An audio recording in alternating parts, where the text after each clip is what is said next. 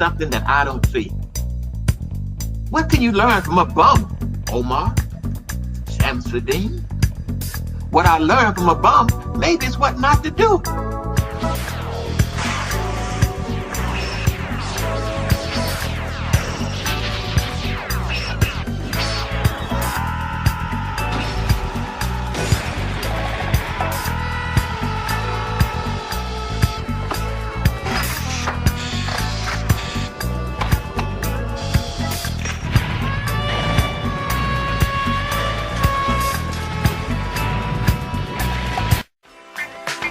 Nobody takes down Angel Snuffing Up 7 easy.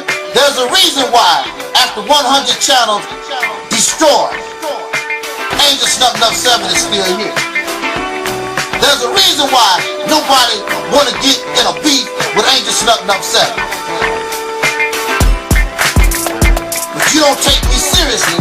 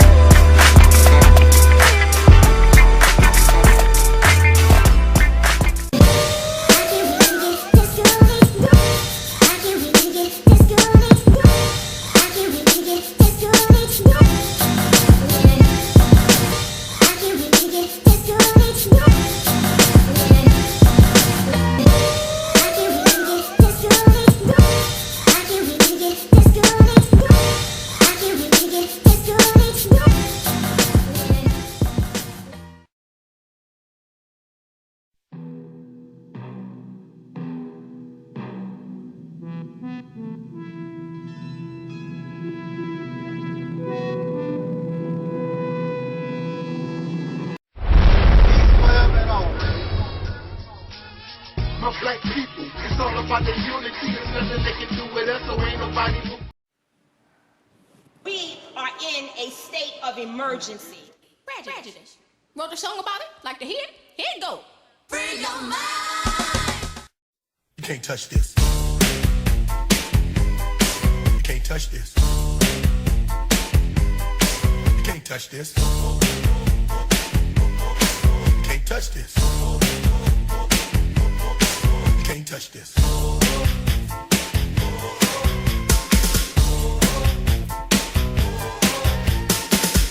People all over the world.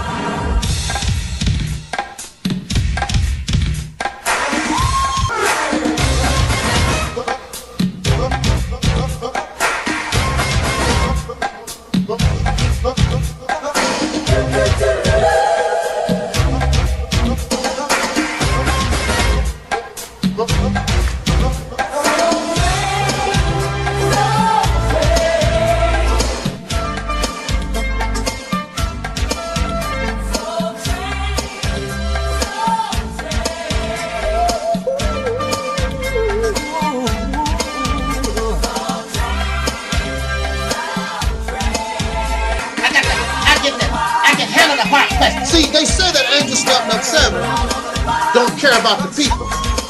But Angel Snuffing Up 7 cares about the people because I'm bold enough to tell you the truth, and I don't give a damn if you give me a dime. I'm not looking for your money.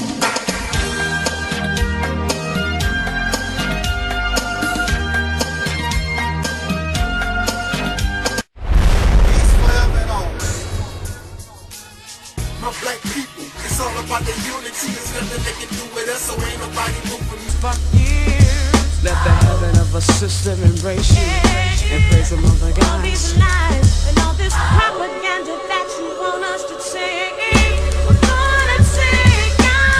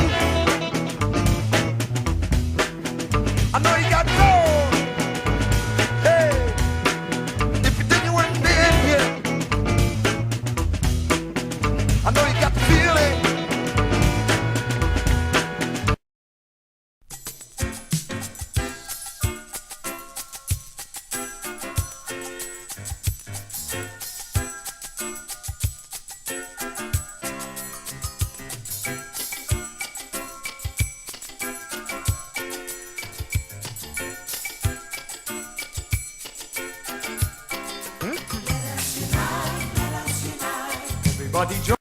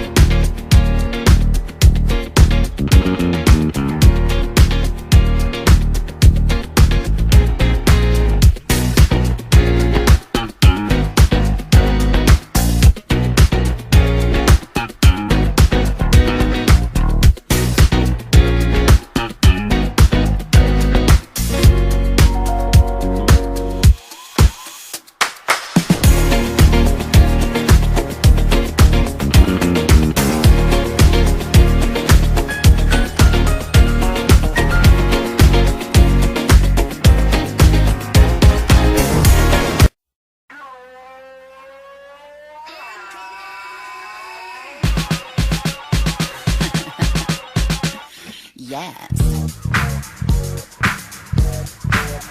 I want that.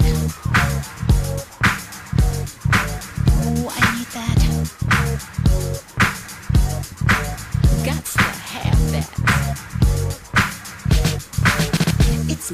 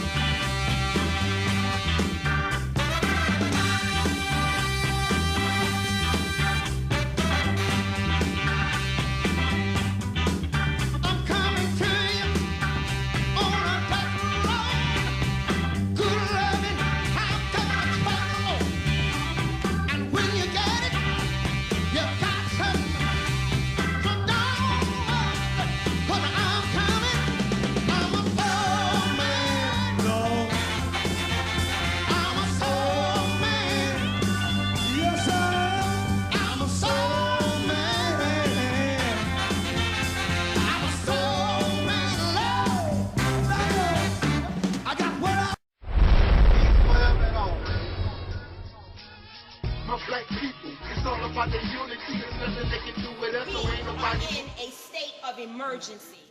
Prejudice. Wrote a song about it? Like to hear it? Here it go. Free your mind.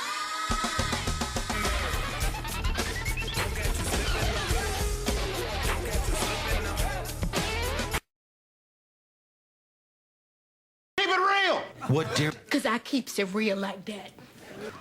I keeps it real. I got what I've got.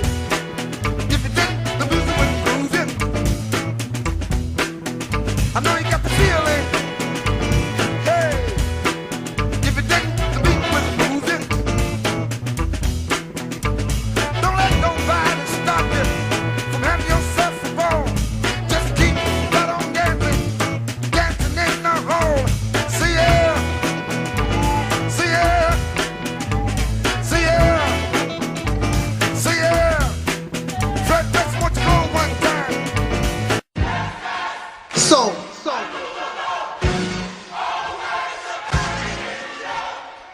I'm not your enemy.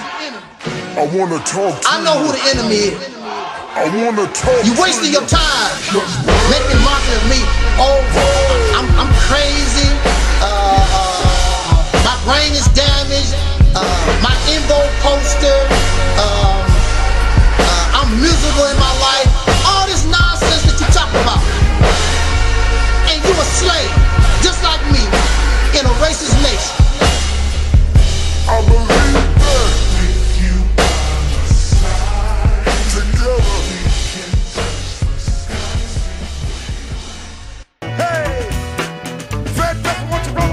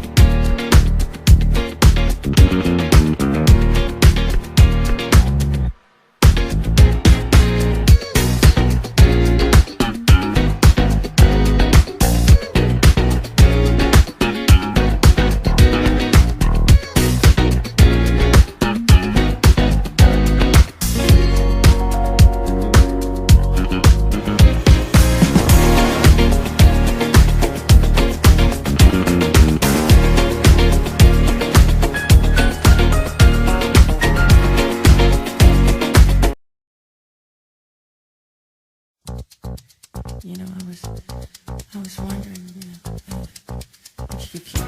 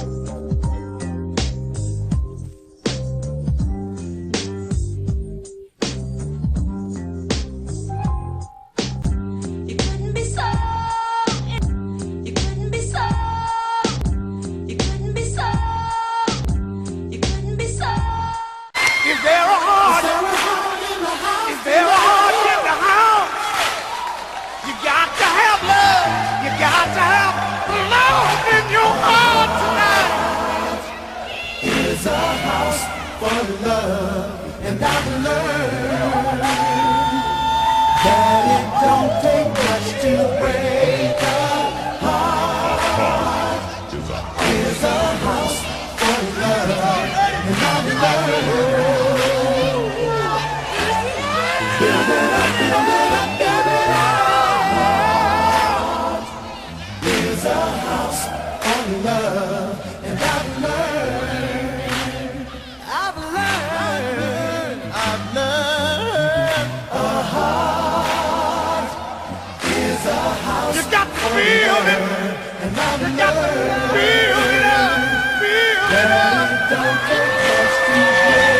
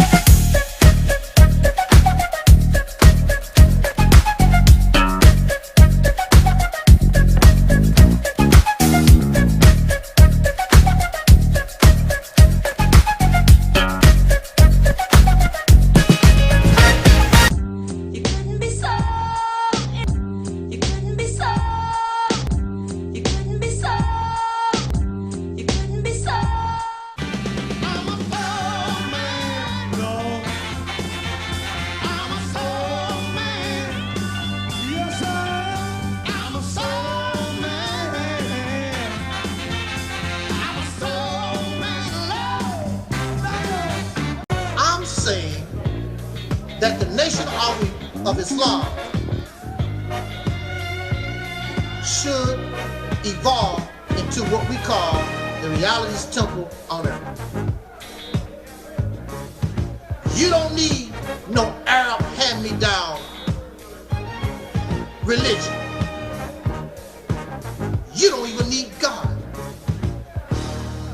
You don't need these things. That's good for us in our infancy, in our immaturity, when we was babies. But as we grow and mature, and even in religion itself, it says that we are the children of God.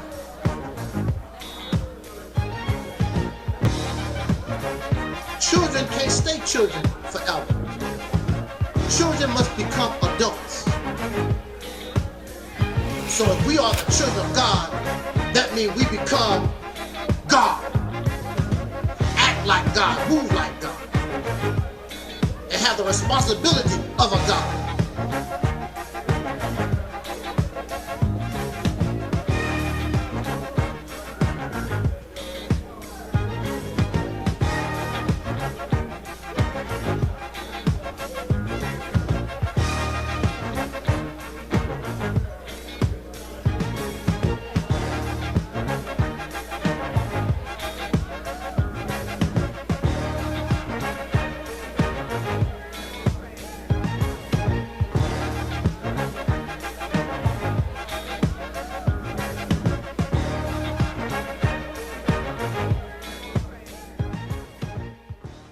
If you say that I'm divine and I'm a prophet, where the hell did your ass go to? Why aren't you heeding the call?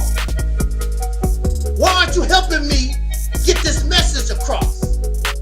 Since I'm a prophet, since I'm divine. Some people, excuse the language, some people just like talking out their ass.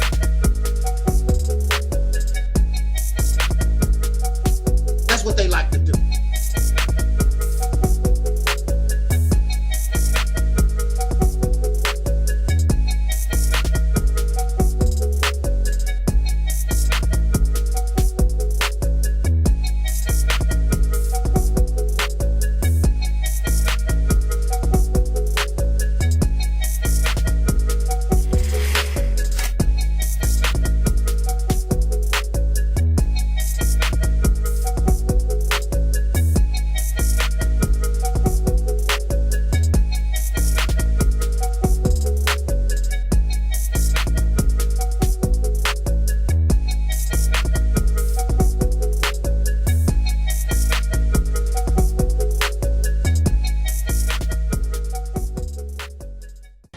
This video is for the Reality Temple on Earth.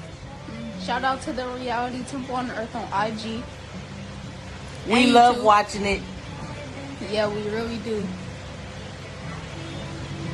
We send love, peace, and soul. Brother.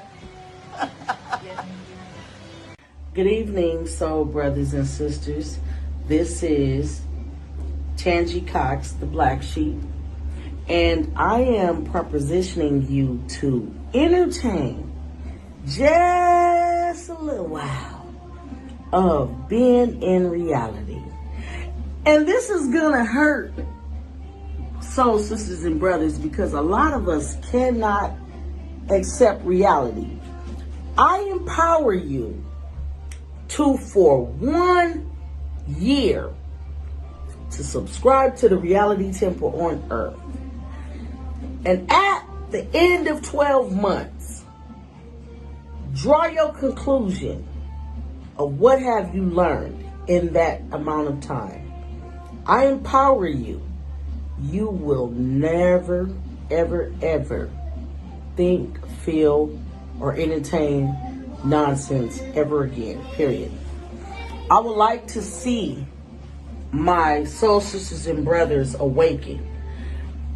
This requires time. You need to spend about a year watching, researching, and looking. The Reality Temple on Earth is life-changing, and I stand on that.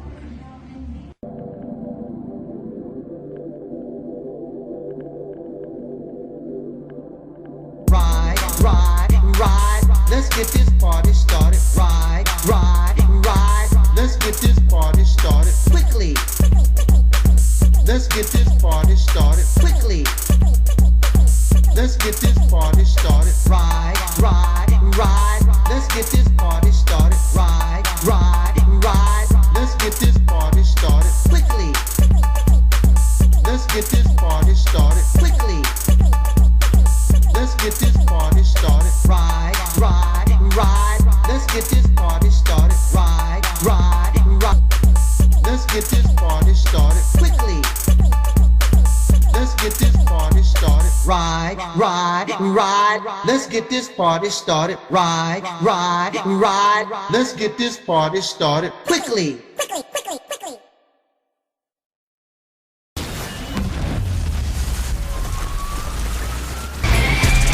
Free your mind. You couldn't be so. You couldn't be so. I trust that feeling.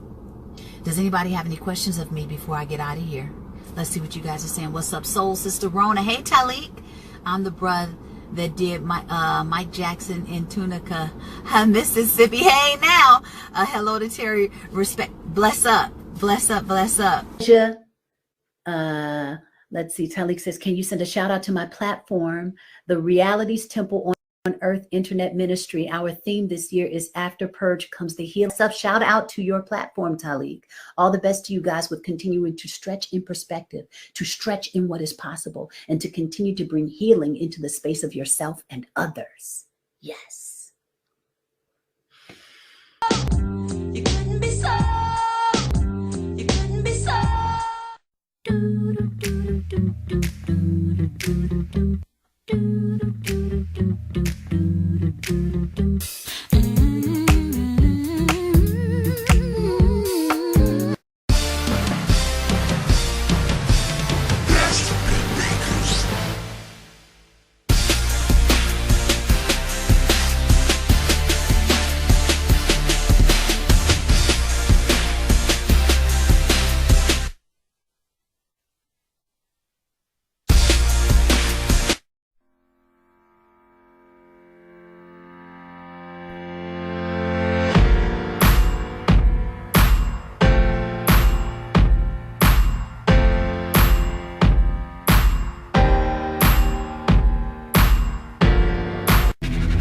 The game begins in 3, 2, 1.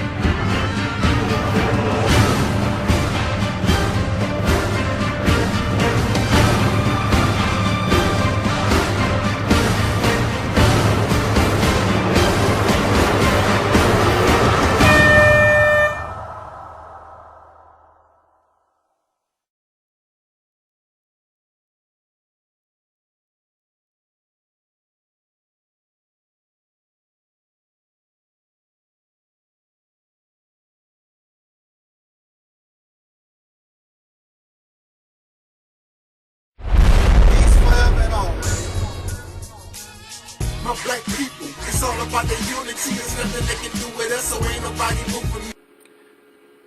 The title that we've chosen for these few minutes is Black Men Seem to Fear a Race War. I want to say this. When we think about war, war is a terrible thing.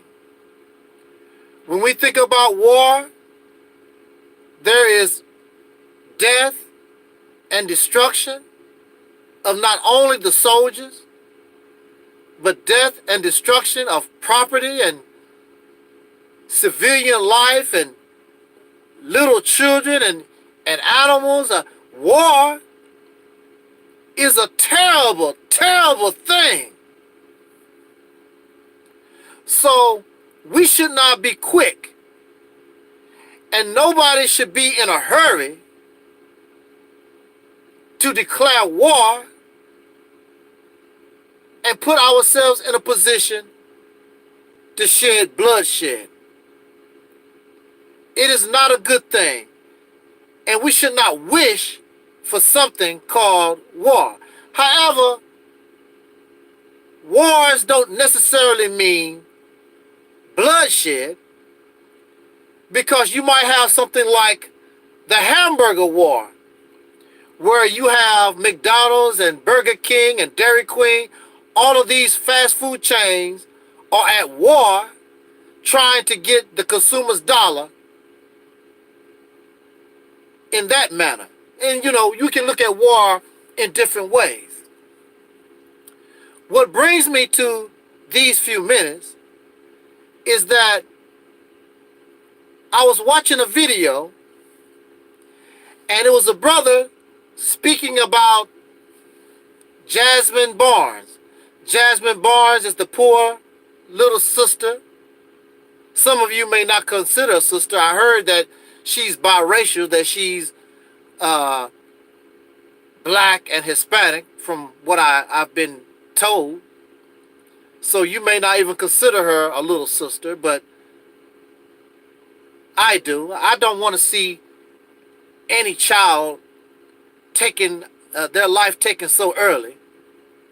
Nobody in their right mind should want to see that. But this brother, I forgot who the brother was actually, but he's not the only one. I've seen this on many occasions. I hear brothers, and in this particular case, this brother was talking about Jasmine Barnes, or Jasmine James. I think it's James. It's Barnes or James. This little girl that was murdered. She was killed in Houston, Texas. At first, they thought that a Caucasian man done it. And now they have two lost and ignorant young soul brothers have been accused. They said confess of that murder. For me, that whole situation is up in the air. I don't know, because you're dealing with people and a criminal justice system, so-called law enforcement, that we know that they lie. We know they make up stories. We know they frame people. For me, something is fishy, because they found these brothers so fast, so quickly. Hey, for black righteousness, hey, what's going on? What's going on? For me, we know that in this racist system, and I am a victim of that, I know that they can frame you, they can lie, they can make something seem to be what is not. My question, and what's fishy to me in the Jasmine Barnes case, is that these brothers, this whole situation happened so fast. You know, it didn't take a week, didn't take a month. Somebody snitched on them real fast. They got caught with drugs real fast. They was connected to the situation real fast. I heard that one of the brothers is a Facebook friend of the mother of the child that was murdered. A whole lot of... I'm just going to sit back in the cut. I have no real comment, but I just know that this whole thing, something is fishy. That's right. Real fast ain't good. Something about this is not calculating right. And we know that we're dealing with the criminal justice system that is sneaky, deceptive. So I have a question on that. Now look. So I was watching a brother. He was having a conversation about this. And his first concern, I guess he was concerned about the little girl that was murdered. But one of his concerns was, this was a ploy by white folks, or this is a ploy by pink supremacists to cause a race war.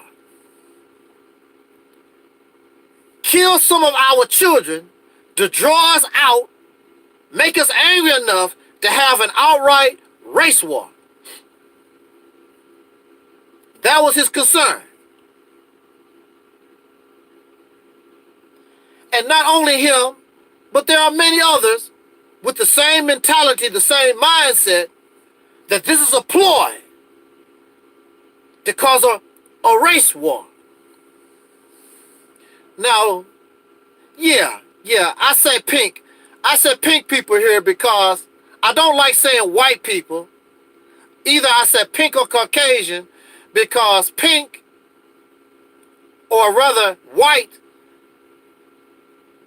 in the English language, white means, or make reference to white means pure, holy, clean, kosher, so forth.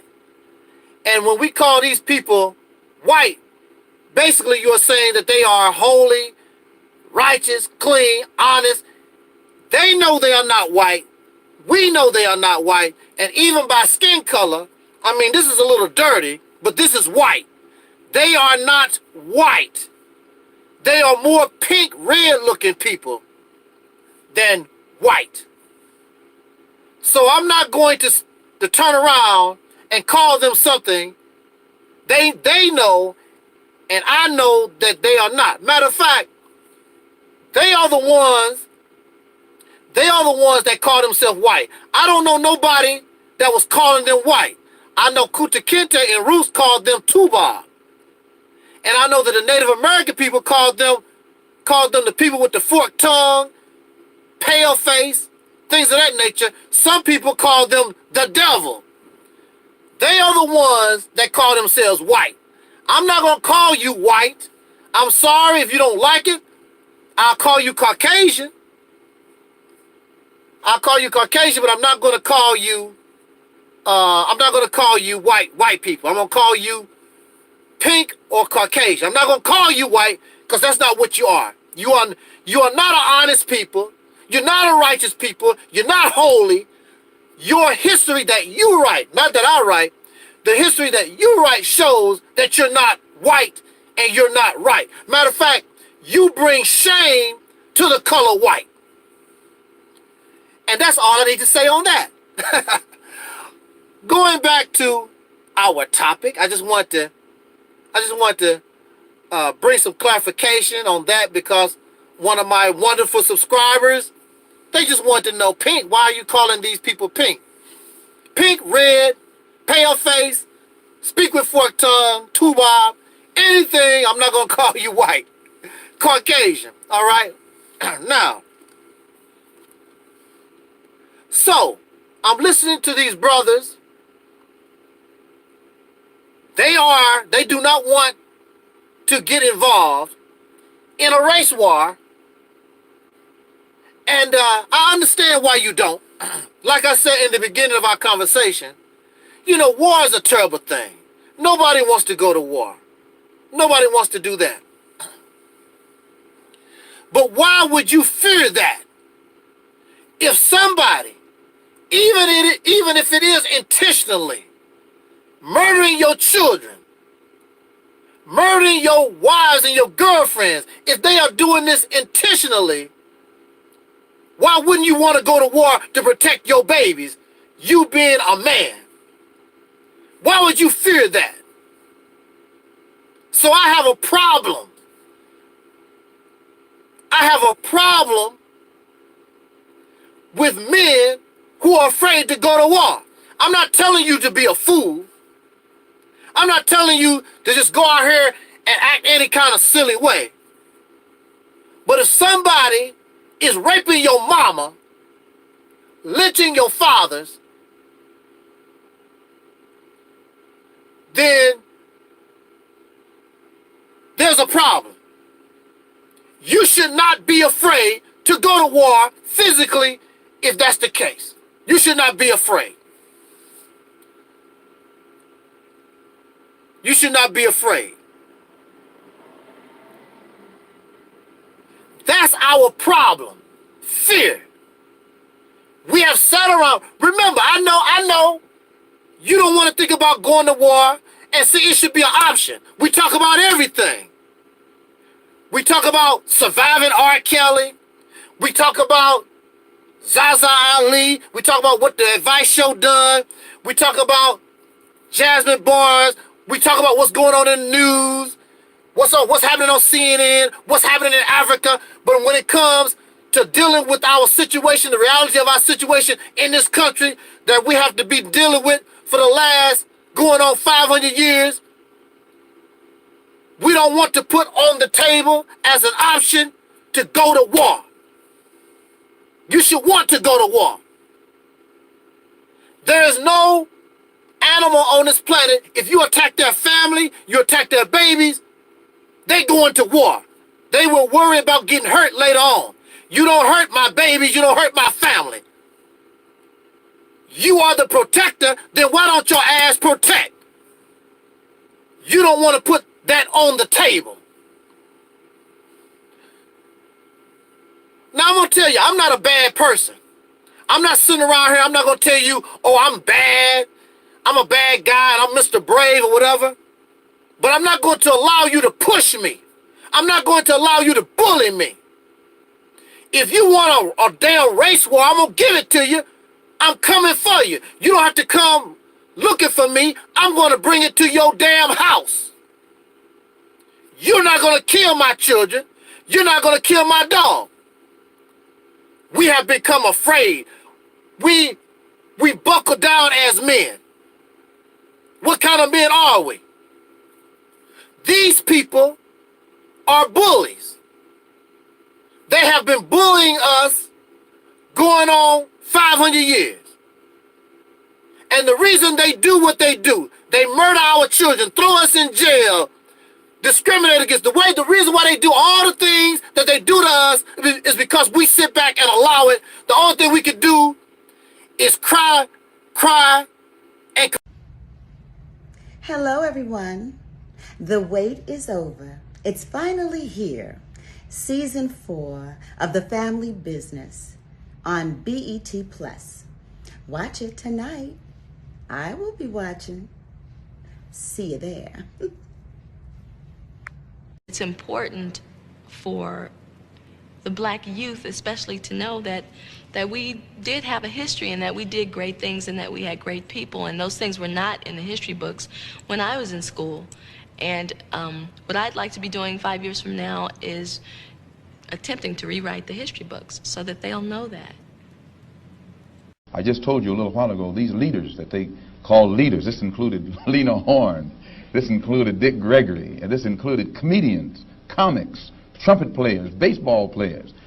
Show me in the white community where a comedian is a white leader. Show me in the white community where a singer is a white leader, or a dancer or a trumpet player is a white leader. These aren't leaders. These are puppets and clowns.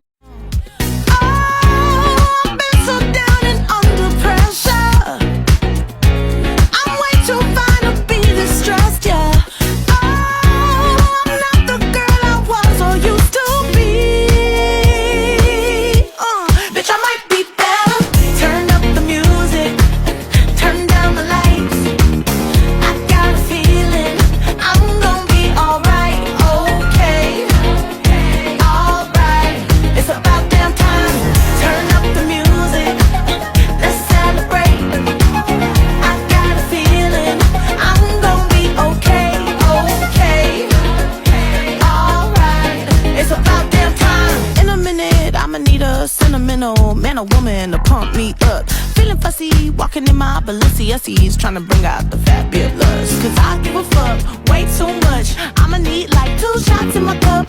Wanna get up, wanna get down. Oh, I've been so down and under pressure. I'm way too fine to be distressed, yeah. Oh, I'm not the girl I was or used to be. Bitch, I might be better. Turn up the music.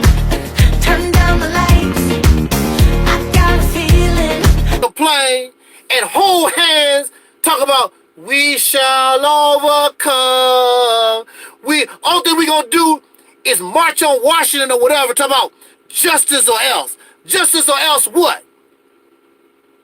You're afraid to tell these bastards, you mess with me, you're going to pay a price.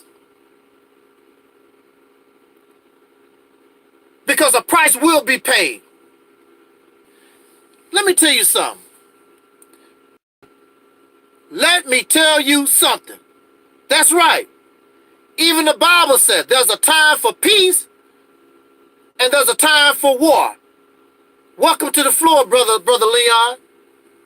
The Bible said that. Y'all supposed to be Christians. There's a time for peace and a time for war. You cannot keep letting these people bully us. That's why they keep doing what they doing on and on and on. I'm a victim of a bully. And as long as I was docile, as long as I tried to do the right thing, the bully crap went on and on and on. There was no stopping it. Until I put my foot down, I stood all I can stand. I can't stand no more. That's when it stopped. Kill me. I told the bully, kill me. Do whatever the hell you want to. But the bullying stops right here. And it stopped. You have to let them know. You have to let your enemy know that the same blood that you shed for me, you can shed the same type of blood. The thing about a bully is that a bully don't want to get hurt. A bully always mess with people that won't do nothing to the bully. Like the United States. The United States know they can pick on North Korea, they can pick on Iran, they can pick on Iraq, they can pick on all these other little countries. You don't see them acting all big and bad when it comes to China or Russia or any nation that can give them a run for their money because they're a bully. You live in a nation full of cowards. The racist, pink, Caucasian people are a group of cowards. Yes, they have all these guns. Yes, they have drones. Yes, they have all this type of stuff. But you have your brain. And this is war. This is not 1925. This is not 1940. This is not 1930. This is 2019. Use your brain. If necessary, you can throw down with a little something too. Use your brain. And then look, some of y'all claim that y'all got white friends. Well, if your white friends really on your side, then you get your white friends, to back you up. It's so much that we could do. I'm going to make a video talking about it. I'm not going to do it on this one. That's right. Brains versus a gun. Use your brain. But see, you don't know how. See? You don't know how. There are people on here that claim to be a general. They claim to want to lead you to war, but they have no idea of how to go to war. We already know, physically, outright, there's no way that you can one-on-one take on this devil. We already know that. They know that. That's the reason why they're so big and bold. But when you use your brain and come up with a strategy that they are not used to. Oh, man. Somebody in the chat room said this is ridiculous. It's ridiculous because you don't know how. It's ridiculous because you have no idea of how to deal with an enemy. It's ridiculous because you don't know how to use your brain. It's ridiculous because you're dealing with somebody out of fear and you have already lost before the war has even begun. That's why it's ridiculous. The reason why I'm talking to you right now is because I face great power. The only thing I had was my brain. And I'm talking to you because my brain showed me how to win. And I didn't even have to fire a shot. And you could do it right here, the same kind of way. War is not always about a gun. It's not always about a pistol or a cannonball. It's about being smart, going to war. War can be waged all kinds of different ways. But you don't let nobody bully you around. We are a bunch of cowards. And this is the reason why our women don't have no respect for men, because we don't act like men. You cannot continue to sit around and allow an enemy to bully you. The president of this nation said the only thing to fear is fear itself. Y'all too damn scared. You lost the fight and don't even try. Just the thought of it, you lost. So you would rather sit around here and be a little sissy. And another thing is that you scared to lose the little crumbs that your massa done gave you. I'm an American citizen. I don't do that. Because you're going to lose your car and your house and your job, but you're a big sissy. You're a coward. You don't have no integrity. And they know that. This is why nobody respects the black man in this country. This is why we as men, soul brothers, this is why we are not respected by nobody. Folks come to this country all over the world, to our community, with no problem. And you sit back and complain, oh, the Asians do this, and the Arabs come and do this. Why are they there? Because you let it happen. When they come, you tell them, what you doing here? You're not welcome. Get the hell out. What you scared of? See, y'all a bunch of sissies. Then you want to make YouTube videos about it. Oh, the Arabs open up a gas station. Oh, the Asians open up a Chinese restaurant. Why are they doing that? Because they have no respect for the male. They have no respect for the men in the community, because you don't do a damn thing about it. Oh yeah, you can open up a gas station, but you're gonna do it. You're gonna benefit us. Oh, it don't benefit us. I'm in America. I can do what I want. You in America, but you ain't gonna do it in our neighborhood. So all of a sudden, the Chinese restaurant, the Arab joint, all of a sudden, there's a mysterious fire. You don't bring that here. But everybody comes here because they're not scared of you. You're not going to do a damn thing. Except you're going to buy gas from the Arab, and you're going to buy Chinese food from the Chinese. That's what your happy, scared ass going to do. That's what you're going to do. And they take their money, take it to the Arab community wherever they live, to the Chinese community where they live. The hell with you, because you're a punk. We're a bunch of punks. And then you sit around and want to make videos about black women. Oh, black women, they do this, the weaves, and black women need to do, black women do this wrong and blah, blah, blah. And you sit on your ass and let all these foreign suckers come in here. In fact, they come to the neighborhood. Matter of fact, they even come to the neighborhood and they come to buy sex from your woman. And rape and use your women as prostitutes. And the only thing you can do is sit back and you don't do nothing. If a punk tell me or make a threat to me, talk about, you want a war, we gonna do it.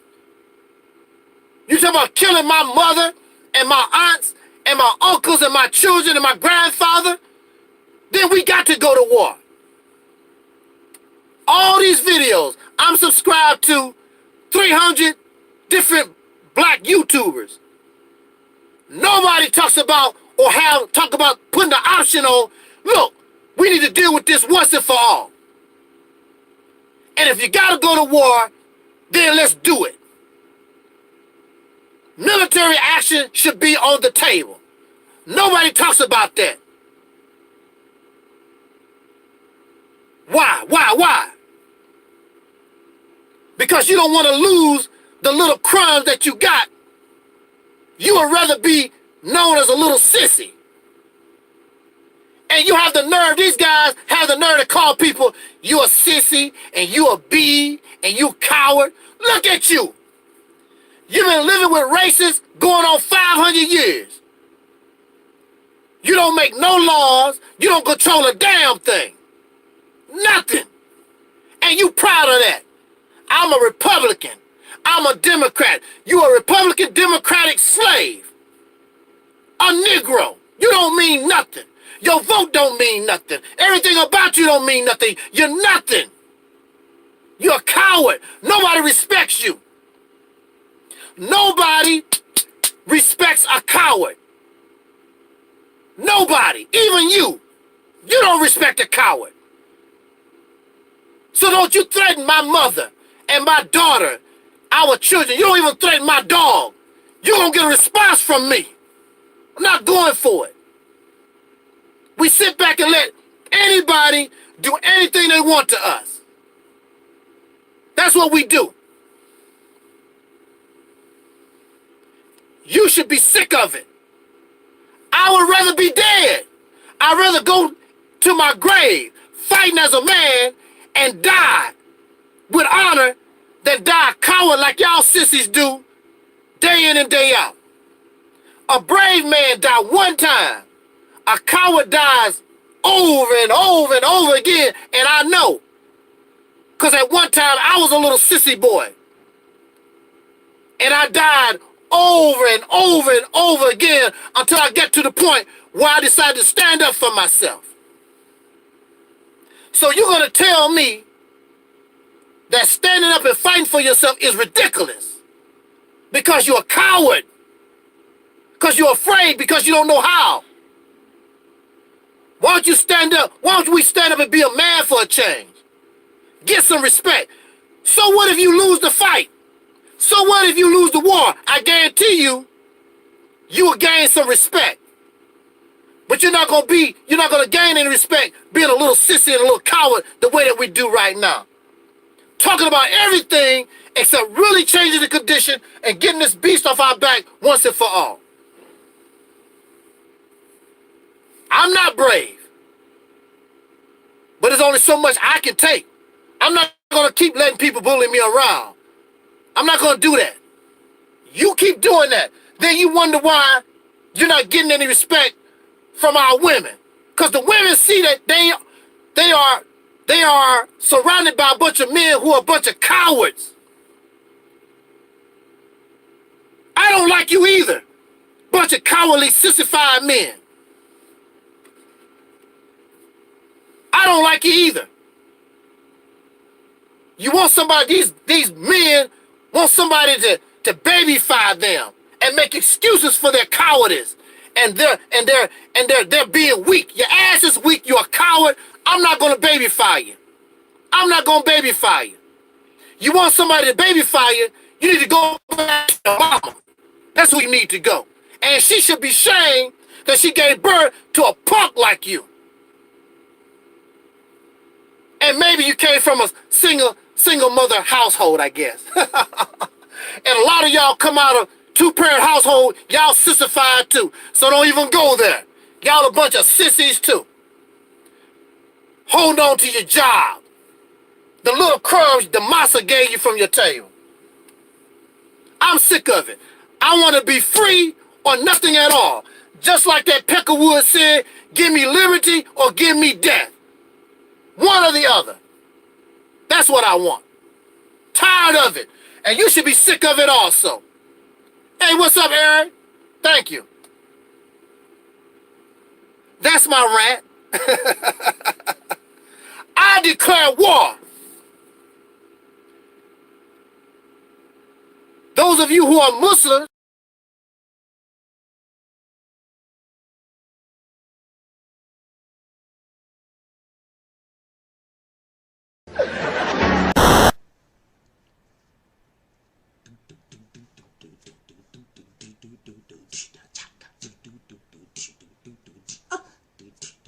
she was more like a beauty queen from a scene. I say no matter, but do you mean I am the one? Go and dance on the floor in a round. She says I am the one. Go and dance on the floor in a round. She told me her name was Billie Jean. As she crossed the scene, she said I had her as a dream, being the one.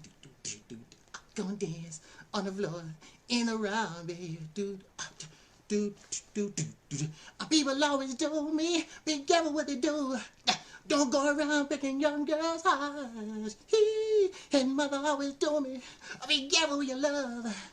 Be careful what you do. When your love become the truth. Hey, I feel it, Jane. That's not my love. She's just a girl who claims that I am the one. But the kid is not my son. She says I am the one who knows. But the kid is not my son.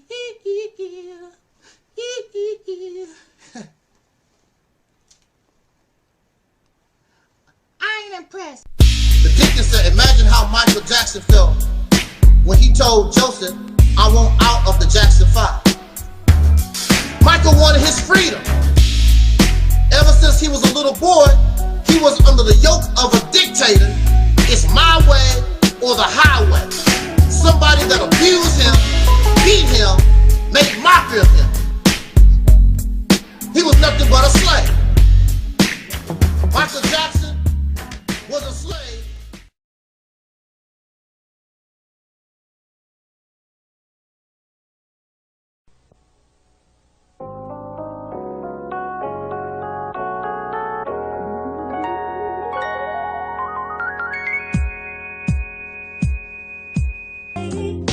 Can't believe in all you have to say. You couldn't be so. You couldn't be so. You couldn't be so. You couldn't be so. You couldn't be so. You couldn't be so.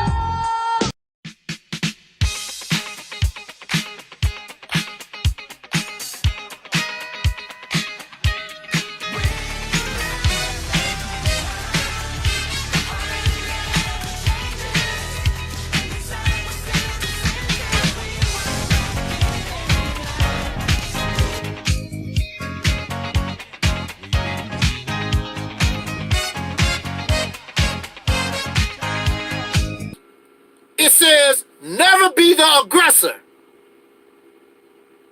but fight with those who fight with you. We are not the aggressors. We have not done nothing to these damn people. Somebody always want to jump on us, talking about us, want to kill us. We don't do nothing to these damn people. Somebody always want to jump on us. You should be sick of it. You should not take it standing still. If somebody want to declare war on you, don't get scared. Bring it. Bring it. If you die, die with honor. Don't die like we've been doing for the last 400 years. Like a little sissy. You should be sick of it. I know I am. These men should be talking about putting an end to this once and for all. You should be sick of it. I don't give a damn about surviving R. Kelly. Because when I get my own, when I control my own, R. Kelly got a lot of problems on his hands. I will deal with R. Kelly and any other pedophile, any other murderer, anybody that causes harm to what I love, my family, our nation. So you have to deal with the predator. R. Kelly is a predator. We got to deal with the predator, which is white supremacy, pink racism. Once and for all, you got to get that off your back. You gonna respect me whether you like it or not. You don't have to like me, but you will respect me. If you slap me in my face, I'm gonna slap your ass back. That's just the bottom line. You punch me in my nose, I'm gonna punch you in your nose 2 times. We should be sick of it. Sick of it. I know I am.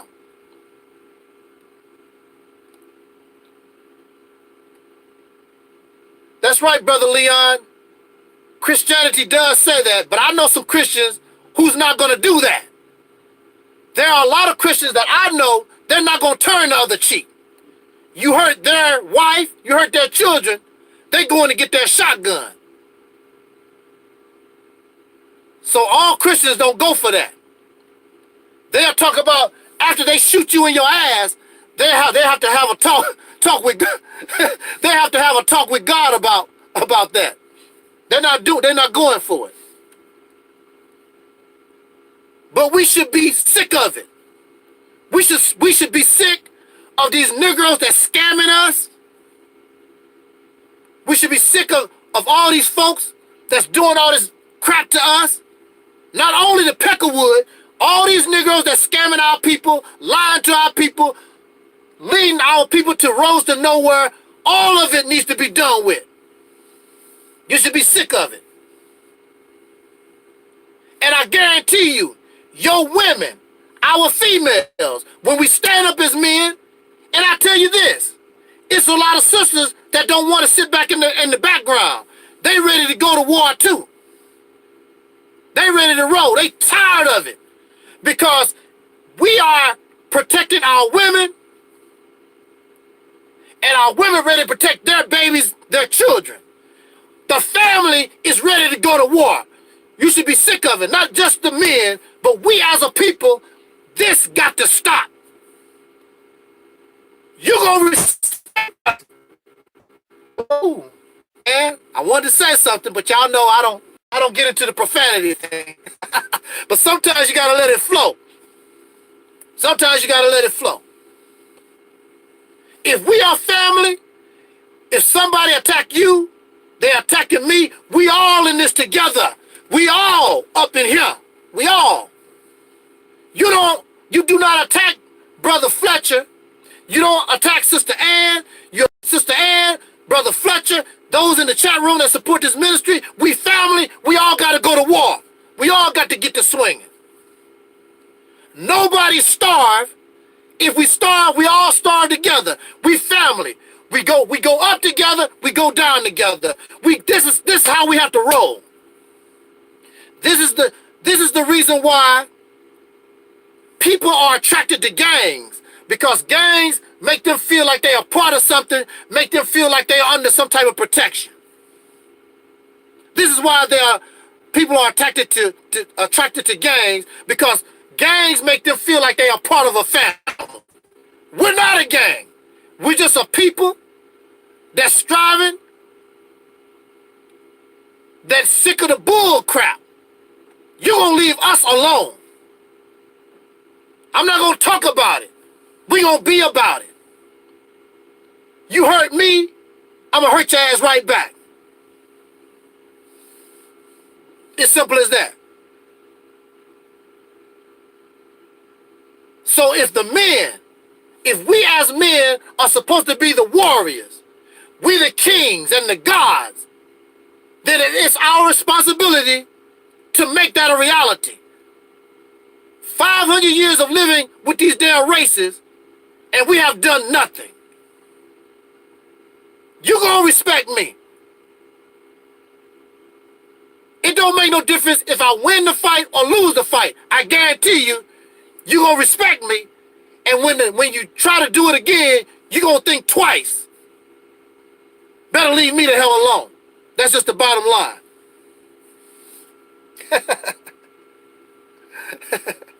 With that said, y'all, I just wanted to get that off my chest. Wow, this subject got a lot of activity going on. But I'm serious though. I'm serious as a heart attack. I had to deal with this type of thing in my personal life. And I kept running. I kept being scared. The situation kept getting worse. The only time it came to an end is when I decided I gotta fight. Win or lose. I told that bully, you can beat me up, you can kill me, but I guarantee you today, the bullying stops.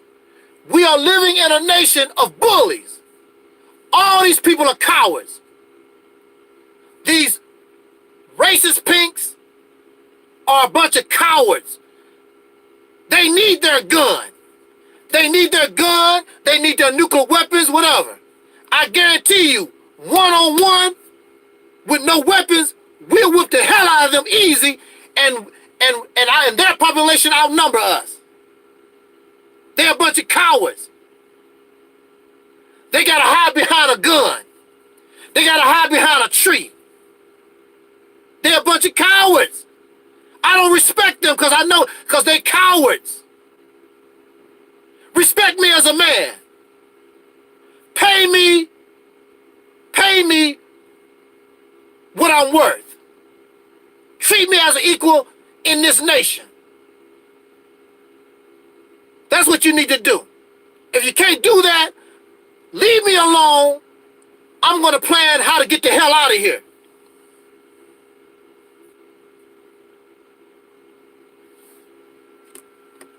A bunch of cowards. In order for them to get my respect, they're going to have to earn it. So, And all this propaganda that you want us to say, we're gonna take out.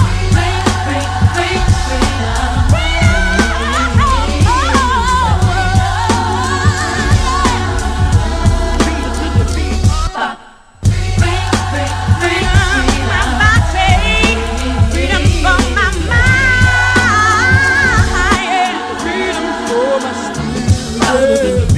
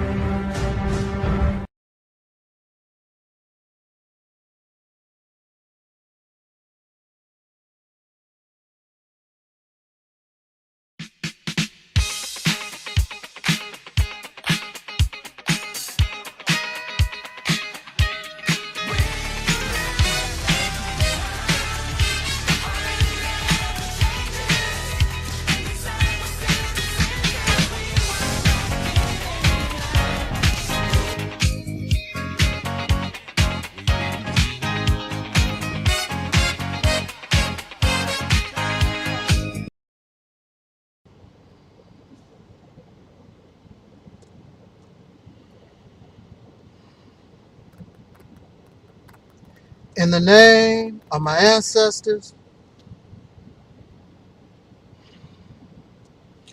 peace forever and always, and welcome to another edition of the Realities Temple on Earth Internet Ministry. Of course, I am the gatekeeper or the host of this particular program, known here on social media as the mighty,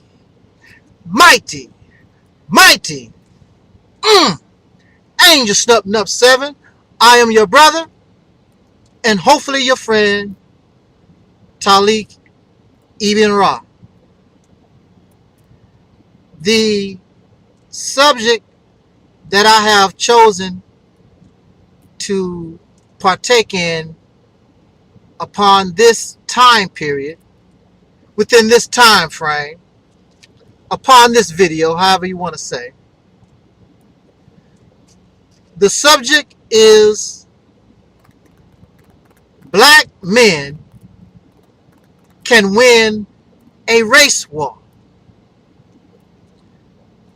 First of all, it is so sad that we would have to entertain even the thought of war. Because when one thinks about war, we think about the destruction of property, the extreme violence, the loss of life, the hatred, the displacement of individuals and families, and the destruction of families, and I could go on and on. We have an idea of what war is. So when we talk about war, we talk about black men being able to win a so-called race war. Why must black men even entertain the idea of a race war? It is because the war did not start today. The war started hundreds of years ago. And we have allowed ourselves to be the booty of a conqueror. That is why in today's society, booty is the rage. Whether it is the booty of some woman shaking her behind, or it is the booty that you get when you destroy another people, the benefits of the destruction of somebody else. That is called booty. Women were called booty. Diamonds and land and anything that you get from being the victor of a war is called booty. The war did not start in 2015. The war started as soon as a people or a nation decided we will enslave and we will become the aggressors unjustly against other people for our benefit. That is when the war started. So now, the racists who created race in order for there to be a race war, they are upset because their victims now are getting to the point, sick and tired, and regardless to the consequence, they are ready to take some type of action.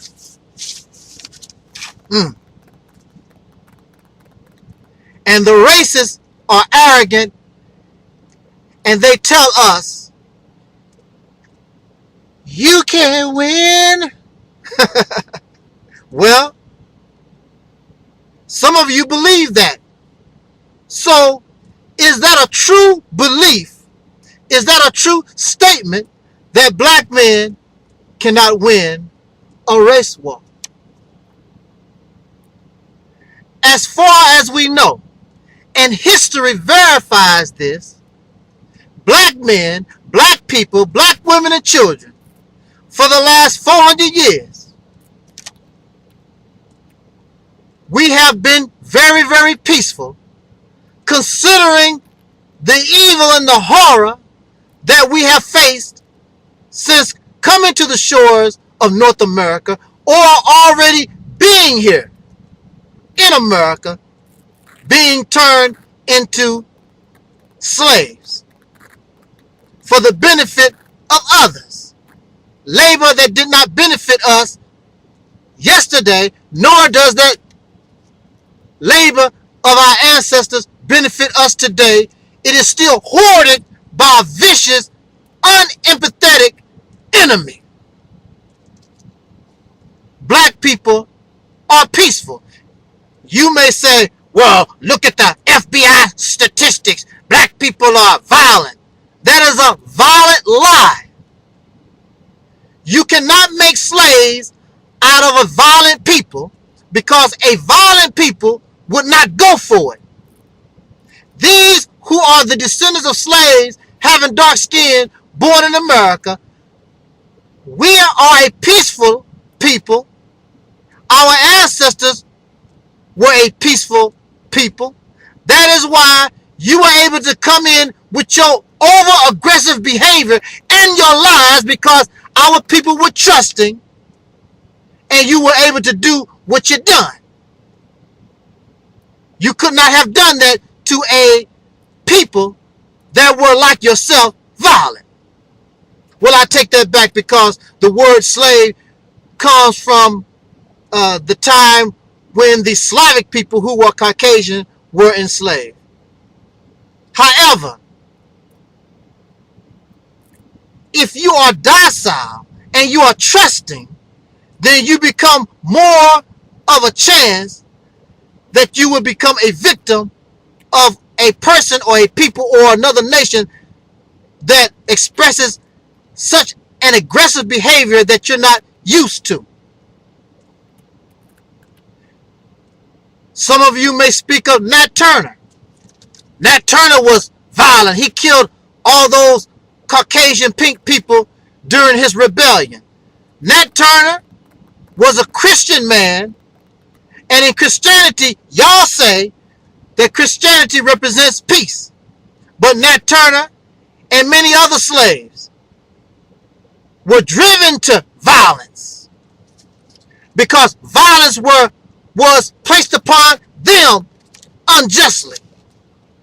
And it is natural for you to fight against that which brings you harm. On a personal level, I was bullied when I was a child. I never did anything to anyone. However, there were those who saw that I could be an easy victim, and I was bullied from the time I was in the first grade until the time I was a junior in high school. And I want to say, unfortunately, I had to go to war with those who were bullying me. And when I went to war with those who were bullying me, I found out, I want y'all who are scared of racists, I want you to understand that they and my bullies are not as powerful, not as strong as you believe if you stand up to them. I was afraid. Now listen to me. I was afraid of my bully. But I was tired of being harassed. I was tired of being chased. I was tired of getting kicked in the backside every day. Sick of it. The buck stops here. And when I decided to go to war and unfortunately, I had to turn to violence, then the violence against me stopped.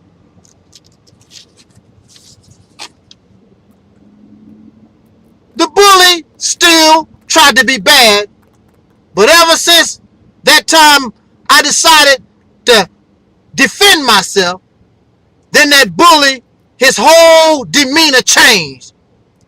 I was not number one on his priority to mess with.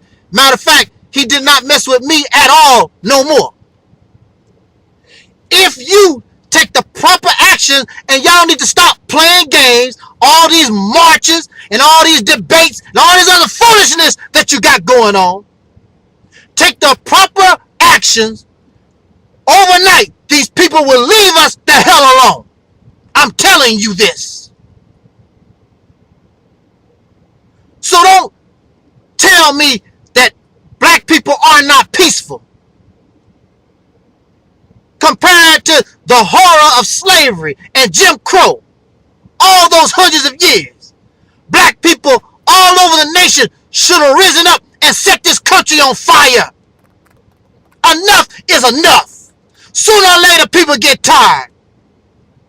You have had over 400 years to keep messing with us, lynching us, making mockery of us.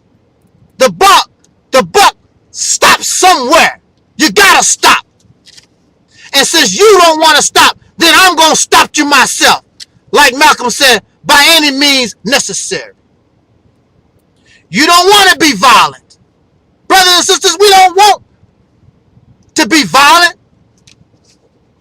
But how else when you're dealing with these people like this? What else can you do? I don't want to hear about voting and education and the single female family and all this other crazy stuff y'all talking about. You're getting kicked in the backside. You're being murdered on the streets every day. Your children not safe. And while I'm on the subject, not only does this message go out to racists, but the message should go out to anybody that brings harm to the black community, including black gang members. I would hope that the black gang members are on our side.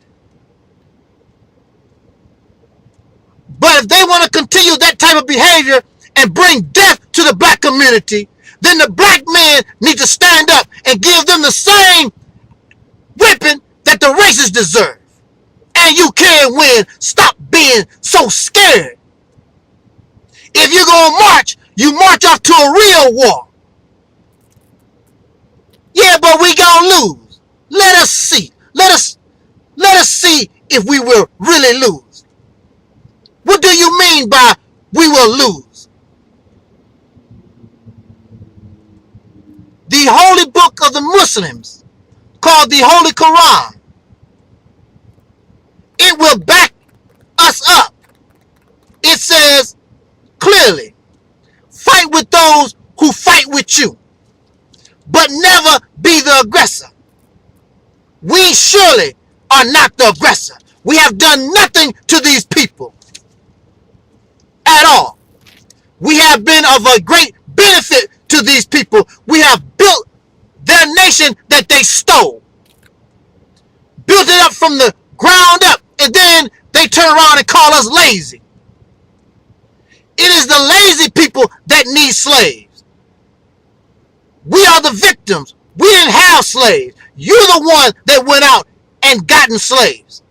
Because you lazy and trifling. Filthy and nasty. And evil. History will verify everything I said. We have never been the aggressors. So the Bible and Quran is on your side.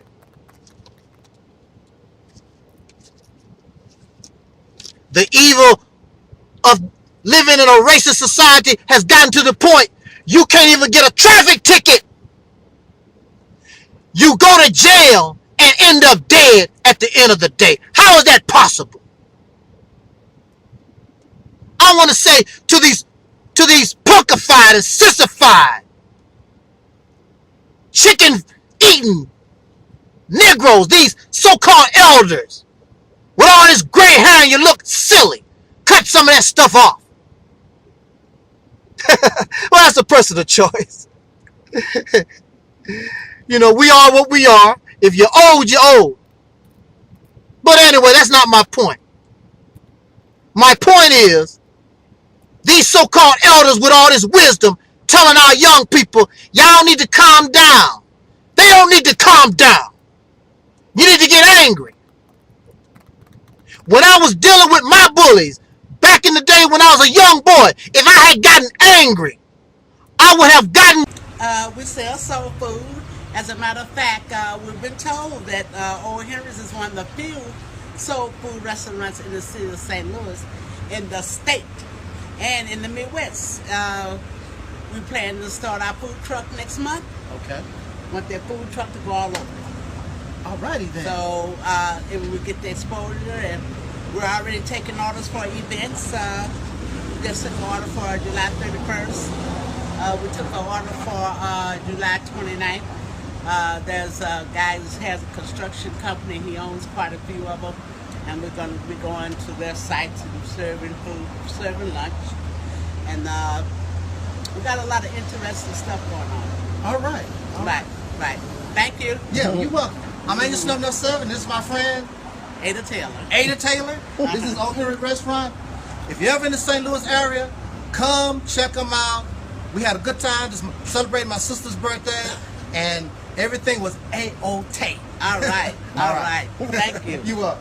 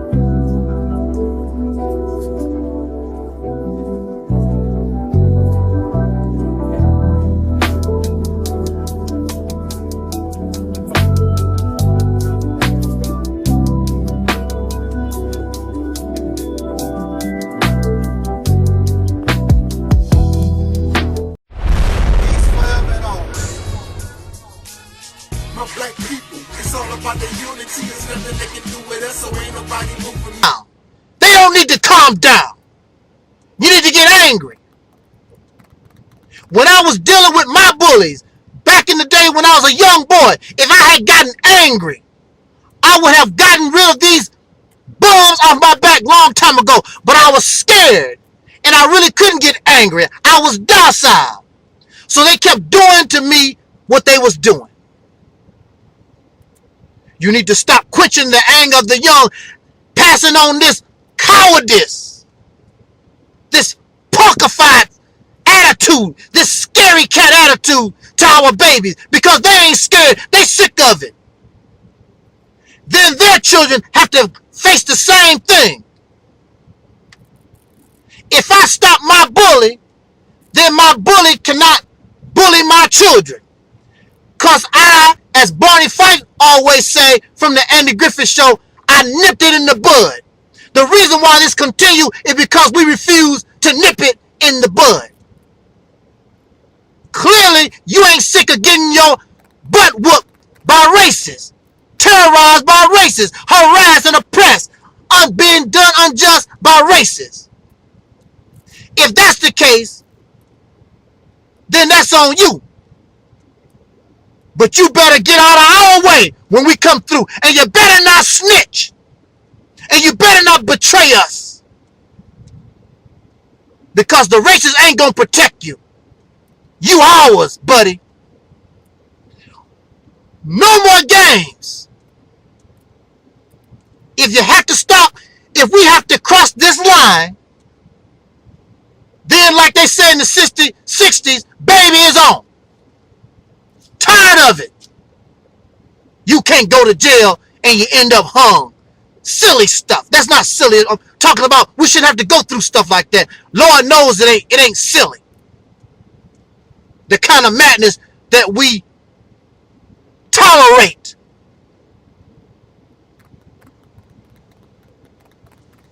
The racists say, and you believe that you can't win. On many videos, the racist pink people come out and they tell us, we will kill you wholesale. We got guns, we got grenades, we got bazookas, we got. I don't care what you got. My bully was far more powerful than me. Had more friends. I was all by myself, a loner. But the thing about it, I decided I would rather be dead than continue to be bullied by this bum and his sissified punk crew, because that's all they was when I decided to fight against them and defend myself against their aggression. I have the right to defend myself against aggression. I have the right to fight with those who fight with me. I did not do anything to my bully. Black folks have done nothing to the government or any racist person. No Chinese people here, no Asians, no Indians, no other Africans. We have done nothing to nobody, but we're always the brunt of jokes and making mockery and being exploited. That has got to end. Our children do not deserve that. We don't deserve that. We pay just as much taxes. We fight in the army. You better, no.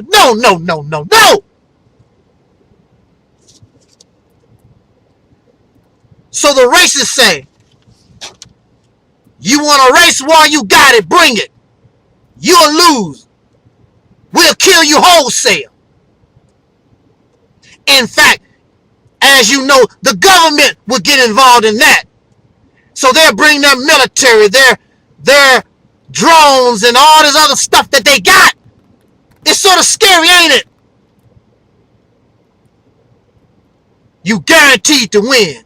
I mean, we are guaranteed to lose, right? Well, many of y'all believe that.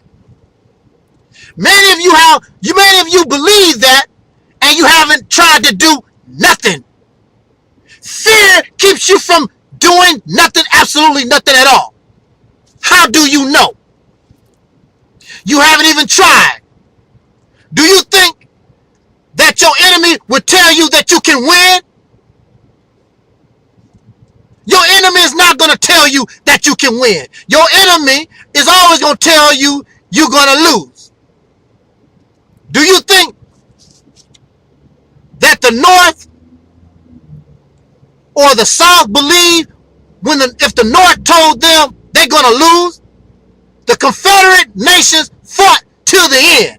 Yeah, they lost. But also at the same time, they made their point.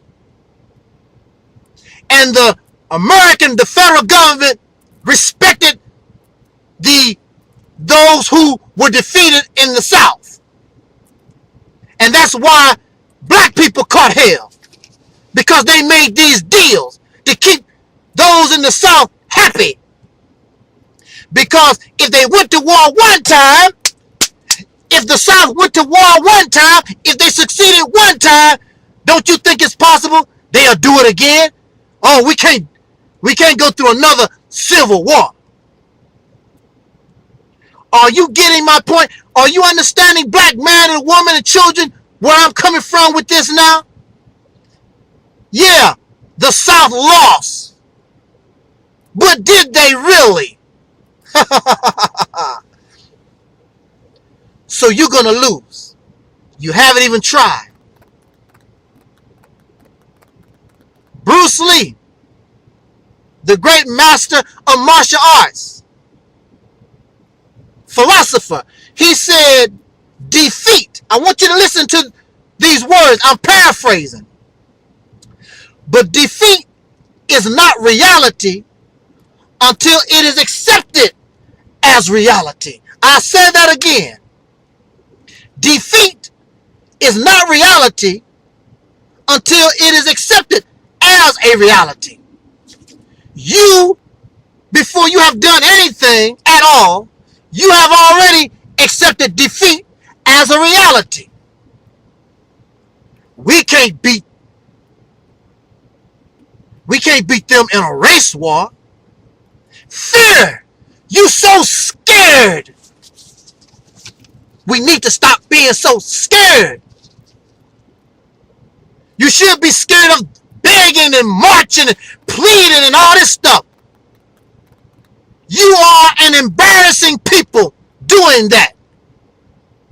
Not that what we have done is not honorable, but you see it is ineffective. You're dealing with a people who don't have a heart. They have no conscience. They enjoy racism. They like this. The bully liked what he was doing to me every day. Laughed and joked about it and had fun. They read the posts on social media. They laugh at you, make mockery of you. But if you went to war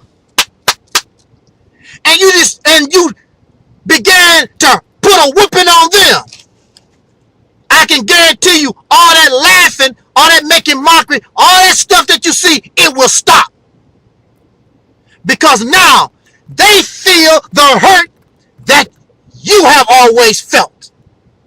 Do you understand? Oh, wow. You are defeated before you can even start. What if George Washington, the father of this country, not our father, but the father of this country that we're not citizens of, we're pretend citizens. We have to fight for rights that everybody else, even immigrants that just came off a boat yesterday, they already have it. We have to continue to fight for our rights, our humanity. But what if George Washington, the father of this nation, what if they had your attitude? What if George Washington and Patrick, what's his name, and Ben Franklin and all those guys, what if they had your attitude? Because George Washington and the pink people of this nation, they took on England. England was the greatest power at that time. It was the sole superpower. Great England. But George Washington and the early Americans said, we ain't taking this. You gonna lose, England told George. King George told little George in America, you gonna lose. We have ships. We have a well-trained army. We have everything. You don't have nothing. George told them, I got something that you might believe is nothing. I have heart. I have courage. And I have will. And I will get you off my back. I'm not paying no more of your taxes. I'm not accepting your oppression and your harassment no more. So they went to war for years. But when it's all said and done, George Washington and Patrick Henry, Ben Franklin, and the rest of them got England off their back, right? Did they or did they not? Was George and the other revolutionary people during that time, were they scared? Yes. But they knew they had to fight because they did not want to become a slave to England. Because basically that's what was happening. They do all the work and England was getting all the benefits. Nobody, it ain't happening. In fact, America had to go to war with England 2 times and beat them 2 times. Nobody can determine the outcome of a war. That's your assumption. I'm going to beat you. You're going to lose. That's what you assume. You have no idea of how this fight is going to end. Did you win in Vietnam? You said we're going to bomb them guys out of existence. You bombed them and you killed many, many Vietnamese people. Did you win the war? No. They sent you back home packing. And in fact, you left a lot of your artillery of war in Vietnam. You went to Afghanistan. Russia went first. Did Russia win? No. You went second with your arrogant self. You could do better than Russia. Did you win? No. So nobody knows the outcome of a war. Nobody. What is war? War is based on a goal. What is your goal? Is your goal, the reason why you're going to war is to get land, oil, women, water, other resources? What is your reason for going to war? So since this is a race war, what is the goal? The goal is that the black man and woman and children of this nation, we don't want your land. We don't want your money. The black man don't want your women. We don't want your children. What do you want? What is the goal? What is the purpose of this war? The purpose of this war is for you to leave us the hell alone. That's the purpose of the war. The purpose of the war is to kill you like you kill us. There must be a consequence when you take black life. Somebody got to pay for that life being taken unjustly. What you scared of? You're dying anyway. We've been suffering under this madness, this insanity going on 500 years. When are black people gonna stop playing games?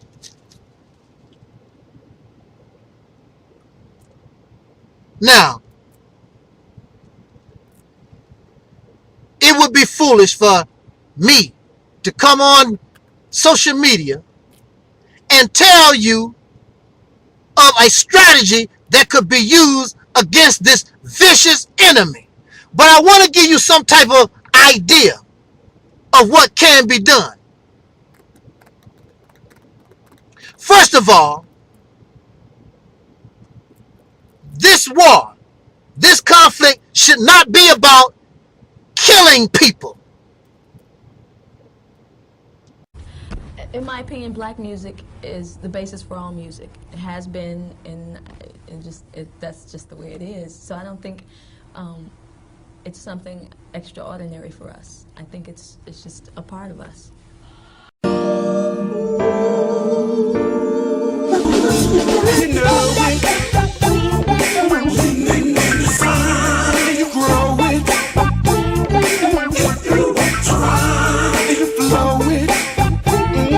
You won't be denied. When you grow, you grow. So you know what's on the line.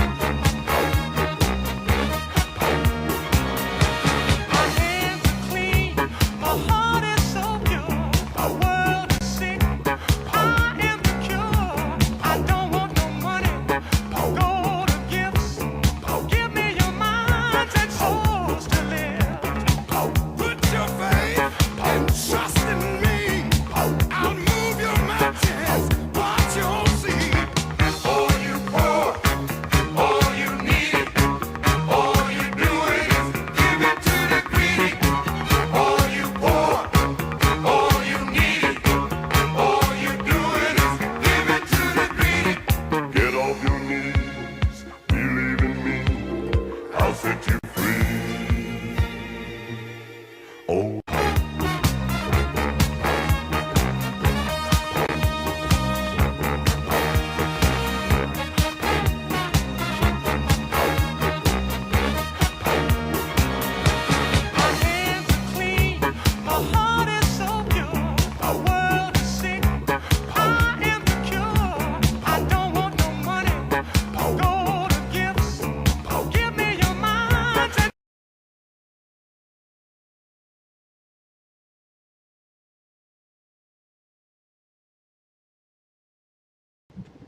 Well, ain't that what war is about? Kill people if you have to defend yourself, brother and sister. For the purpose of self-defense, you have no choice. However, the purpose, if we are involved in a race war, the purpose of that war should not be to kill. Why do you say that? Because you do not kill racist pink people by murdering them. They love that. They want to show on TV how you are a killer and how violent you are, and your murder of them will inspire other pink people who may not like what racists do, not side with them, and finally see some type of empathy with your position. So it should not be about just murder of innocent persons, because chances are in every war many innocent persons are killed.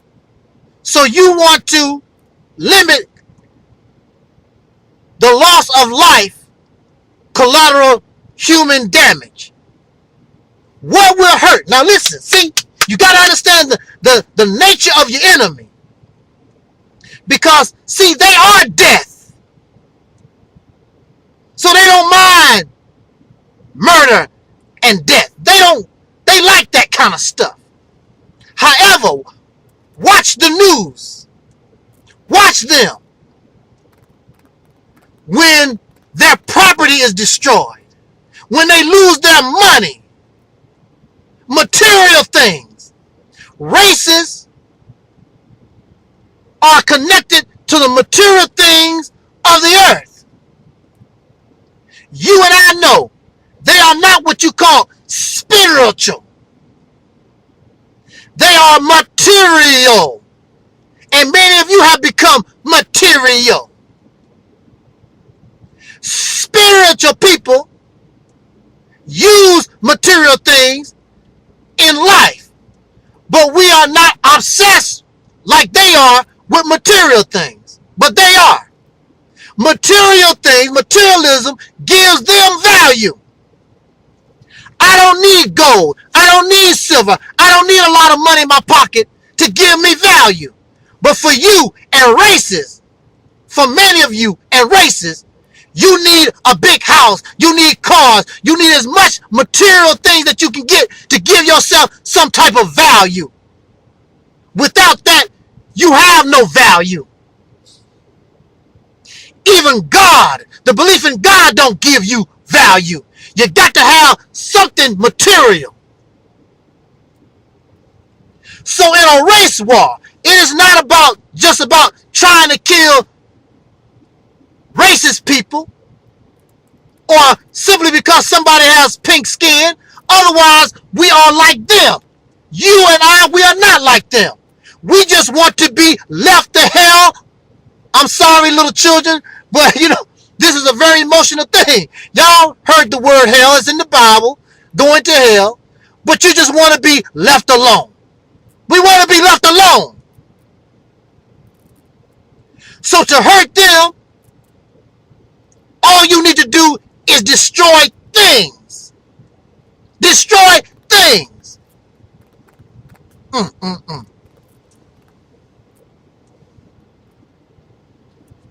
Races are arrogant. But I'm telling you, that arrogant thing is what will cause them to lose. You never underestimate your opponent. There are many people who laugh at their opponent, make mockery of their opponent, and then end up being embarrassed because their opponent beat them up really, really bad. They underestimated. The first time, back in the 80s, I believe, Mike Tyson, the boxer Mike Tyson, lost that fight. He thought he could drink.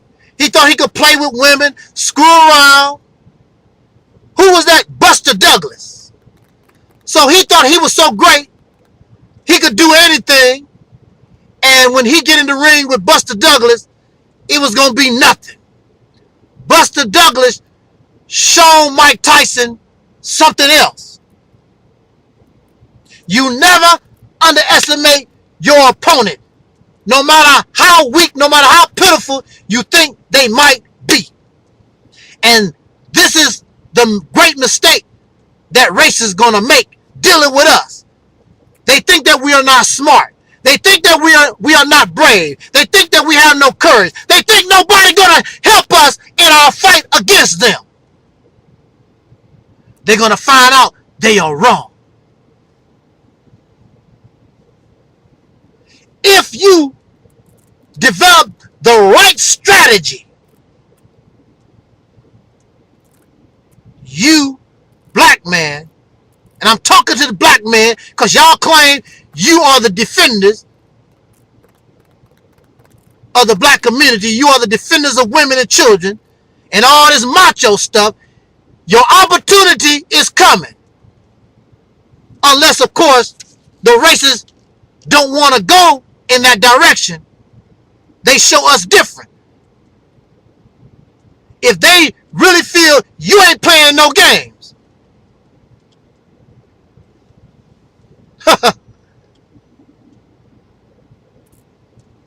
do you know, if you have the right strategy, other people from other countries, I don't care what kind of security they have on the border, other people from other countries will come help us. We can also hire, what are those people called? Mercenaries. There are people, soldiers called mercenaries, you can hire, we can hire, that will come here and help us fight, if necessary.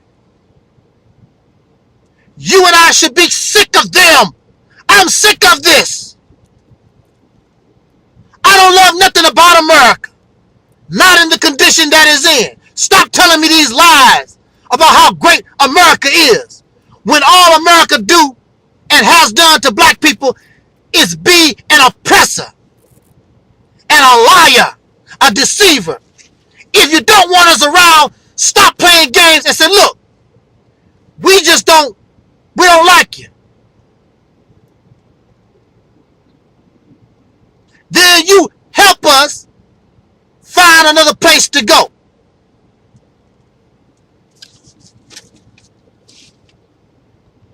That's the bottom line. We should not, if we had any kind of sense, we wouldn't want to be around you. But there are those who just so in love with your evil, they want to be with you. Well, let them continue trying to work this stuff out with you. We shouldn't have to take this. We pay more than our fair share of taxes. Black folks have died in this nation, in your armed services. We have built this nation. In fact, that's why many of us don't want to leave America, because our blood is in this soil. And I understand that. But at the same time, you don't control the room. You're not even close to controlling the room. You pay the rent, but you have no rights. You pay just as much rent as anybody else in the house, but you don't have the privileges. So that's the problem. So are you willing to fight and die for that privilege? So what you getting upset with me for? Except I would rather get out of the apartment. Because clearly we're not getting along. The problem with a race war for the races is that you will have a fight inside your house and you will have a fight outside your house. You cannot fight an enemy outside the house and an enemy inside the house at the same time for a long period of time. Something has got to give. Either you give the black man, women and children in this nation, you show us respect and give us justice, or you're going to weaken yourself where the enemies that you've been fighting all this time, now they see a way in your house and take you out for good. It's your choice. Be arrogant if you want to. No more playing games. Tired of racism. And I want to say this in my conclusion.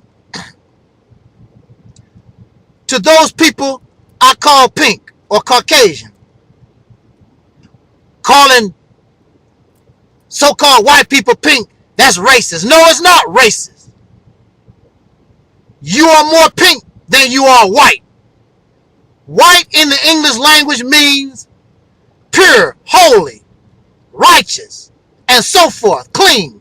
You have proven and you know for a fact you are none of these things.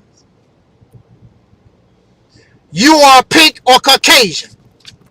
And many of you act on your racism, your racist mentality that you were born into. You can't help it. Black folks in a racist society continue to think like a slave because that's how it's set up in a racist society. One people, regardless to what you see, one people look like the slave master and another people look like the slave. That's how it is in this nation. That's why since black people, the black man and woman, the descendants of slaves born in America having dark skin, this is the reason why we are treated the way we are, because we have been placed in a slave-like condition. And that's why we don't get any respect. That's why we are always made mockery of, mistreated, done unjustly. Same thing that happened to our ancestors who were slaves.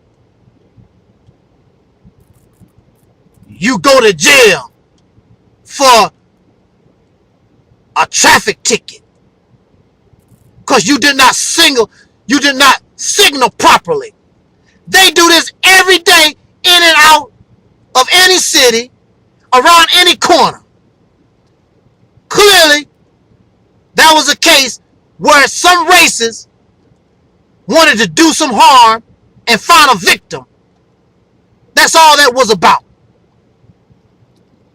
And whether, in this case, this poor sister, whether she committed suicide or she was murdered, it makes no difference. The bottom line is that if it was not for this racist beast, she would still be alive today. But I want to say, again, in my conclusion, I want to say this to Caucasian people. It's not about hate. Well, in a way it is. Because you should hate oppression. You should hate injustice. You should hate those that do you wrong. Those who actually cause your murder. The loss of life to your brother, to your sister, to your mother, to your uncles, your aunts. You would be upset also. The black man and woman in this country, we hurt from this. Been dealing with this for almost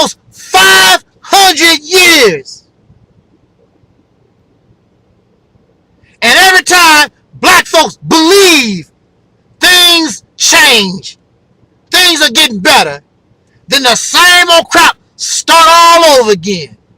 Killing black folks, putting black men in jail, all this stuff. Getting sick of it. That is one of the number one reasons why I don't want children. I don't want to bring my children into this madness. And y'all just having babies like babies going out of style. I don't care how many babies are aborted in the clinics. Y'all still doing a good job keeping up. I don't care what the census or any other source is saying.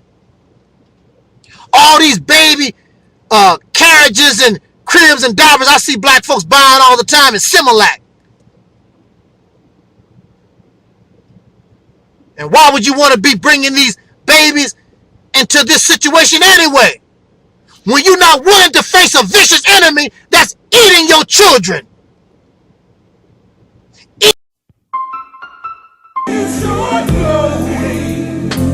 Just keep it going.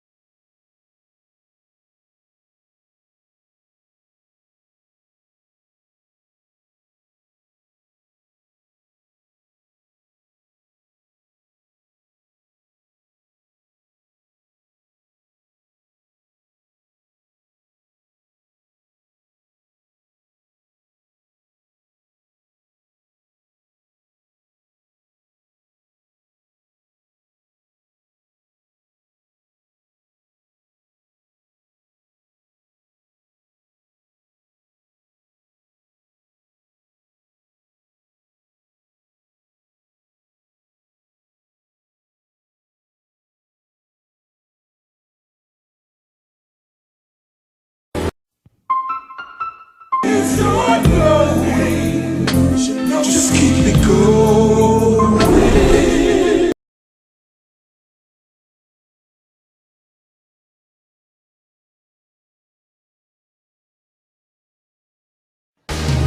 How did the earth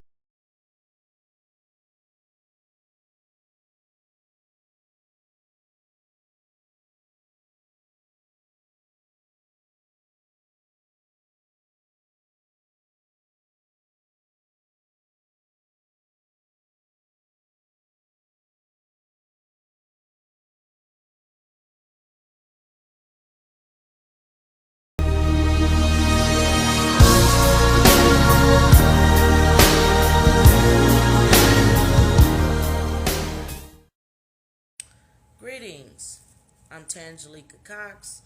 I had the pleasure of speaking with Taalik, Ibn'rad, and he has a movement / ministry by the name of the Reality Temple on Earth, and I had the pleasure of speaking with him for several hours today, and I think it's only fair that I do a reaction video to the conversation. And the conversation was on various topics, which was basically centered around African quote-unquote consciousness. And he was a real deep brother, very down to earth, very approachable. He didn't carry himself like a know-it-all. Someone you could talk to and really listen to you. It was such an honor to finally meet somebody over the internet that has a ear to listen, and not only an ear to listen, but will take full action on what they stand for. And I appreciated having that conversation with you, and I do look forward to working with you.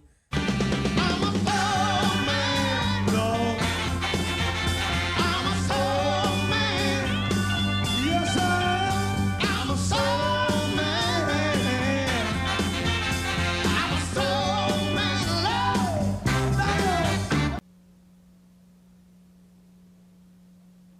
I'm very proud of her for her accomplishments, and I think more than anything else is that she's remained grounded. She's still Terry, you know. She still comes home and washes dishes, and she's still hungry all the time. So, you know, she hadn't really changed at all, with the exception of, I think she likes what she's doing a little bit more. I think she's on time for quite a few gigs because she has David to take care of if she doesn't show up on time. So it's a little bit different now, but we're all extremely proud of her. And I think she looks at it more of a blessing as opposed to a talent. And yeah.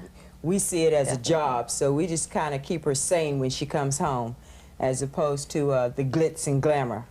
So she knows that she's comfortable. She can come home and kick back, not worry about it, and just be a Southern girl. Are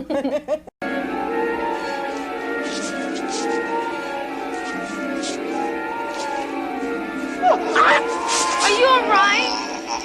Get away!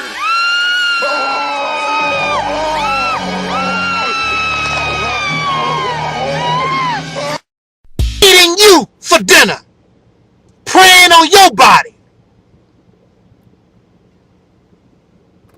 So the black man, the descendants of slaves born in America, having dark skin, we hurt and have been hurting for 500 years. And you talk to us like you have no heart. So why are you shocked when we call you heartless and have no conscience? After 500 years,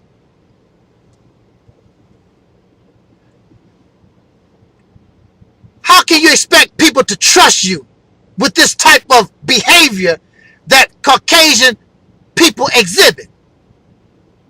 Just because you go to bed with a black man, just because you marry a black man, just because you got quote-unquote black friends, that does not change anything. It has not changed nothing. All that did not stop that sister, Sandra Bland, from being harassed, and now she's dead over a traffic ticket. And everybody know it's because she was a black woman.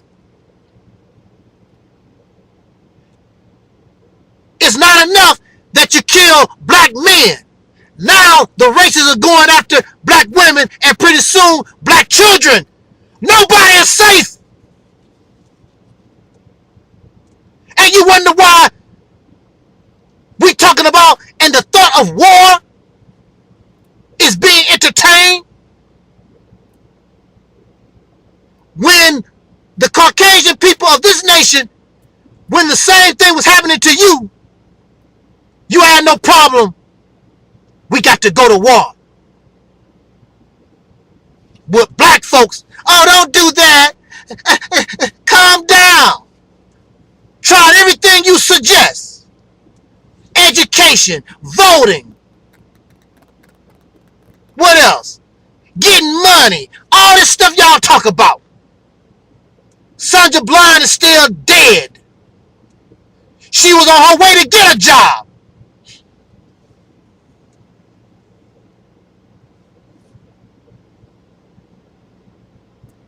So if you are a Caucasian person and you really hate racism, then you have no problem with what I'm saying, and you will take up your gun.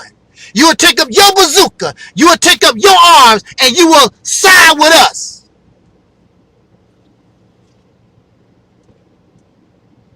It's all about strategy. What can America do if we have many lone wolves that set fires to your forests, set fires to your nuclear facility, your power plants? It's so many things. Somebody with a creative mind. Black people are already in here. What you gonna do? Put us all in concentration camps? You're already trying that with your prison industrial complex. Break into prison and get all the black men out. Because they can't break out. But what about somebody using weapons to break in your prison and let black, white, Mexicans, and all these people out of the prison? Come join the fight. What you think? Chaos, mayhem, anarchy, bring it. If black people can have no peace, you ain't getting no peace either. And you talking about black folks gonna lose the war. Well, guess what, baby? You gotta bring some ass to get some ass. Nobody playing games with you. Well thought out strategy. Not gonna tell you, gonna surprise you. You think black folks is stupid. You think black folks is dumb. And above all, you think black folks scared of you. These brothers and sisters in the streets ain't scared. They got a bunch of coons and sambos and hambones. Sambo, see what I said, Sambo? Bunch of wacko coward Negroes that's telling them to calm down. You don't need to calm down. Tired of playing games. I'm not going to none of your debates.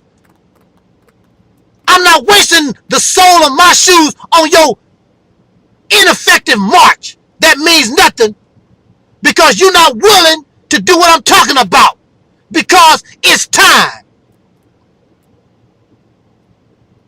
The Quran said, fight with those who fight with you.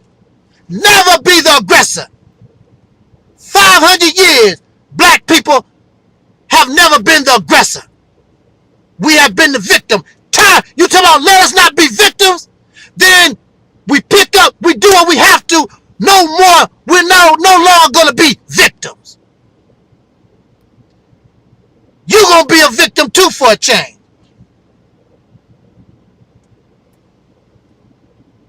The Caucasian people always telling black folks, stop being victims. We play the race card.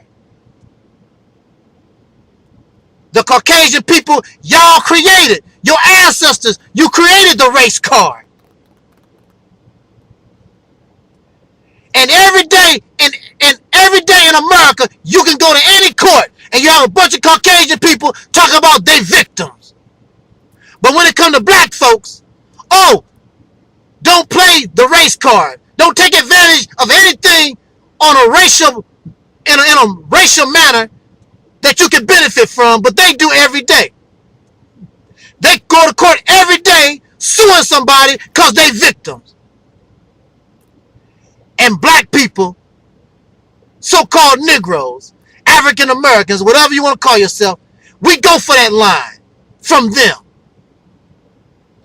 We love to take advice from an outright enemy that have done nothing for you, don't have no plans to do nothing for you, give you scraps, give you a pacifier instead of a real breast to feed on.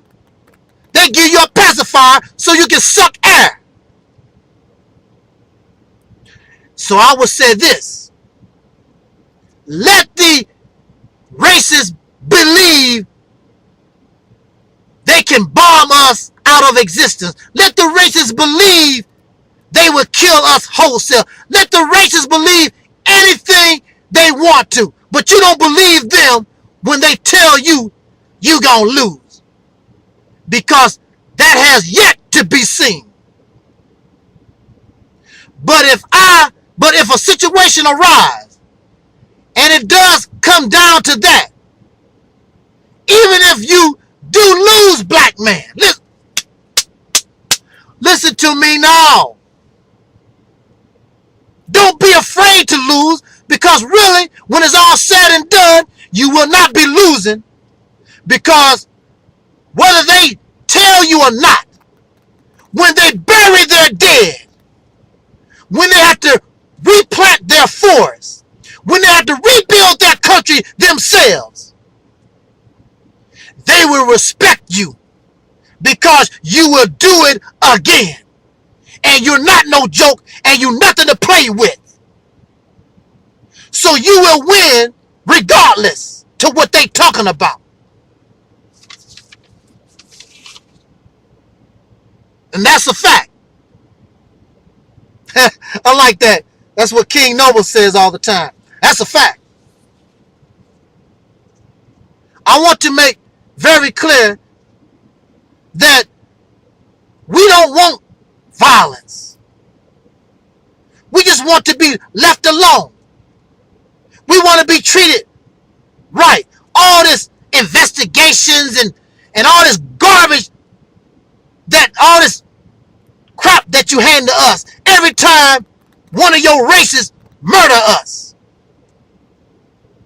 If the government, if the law punish these people the way that it should, then they would not be doing what they're doing, but other racist people will make millionaires out of these Caucasian people that murder black folks.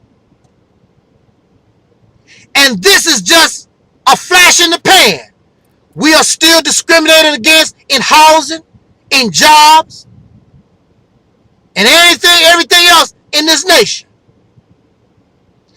But dang, you gotta kill me too? I'm already struggling.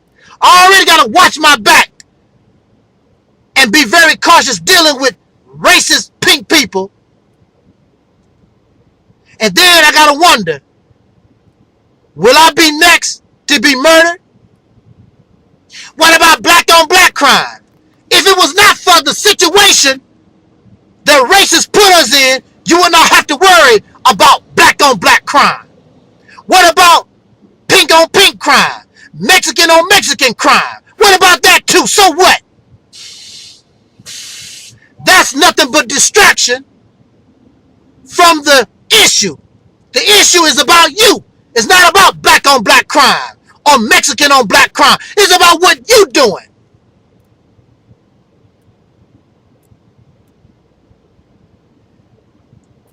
We need to deal with you first. Put them all in line. Dealing with you first. Deal with these other suckers next. Don't divert the situation and distract to keep the pressure off of you. So with that said, brothers and sisters, we need to stop playing games. If you don't want to get real, then you might as well sit back in the cut and just say, well, it is what it is. But for those of us who have grown tired, our sister Fannie Lou Hamer said, I'm sick and tired of being sick and tired. Then we organize ourselves, and if you kill one of us, if you murder one of us, then you got hell to pay. Now those other Negroes that love you, then they're on their own. And I will shed no tear for a fool, for cowards. And I want to tell these people who want to snitch and betray us. It's not like it's going to be a whole new ball game. You better take down your YouTube videos and all this other crazy stuff you got that show that you a traitor to your own people. You dang silly, cowardly fool.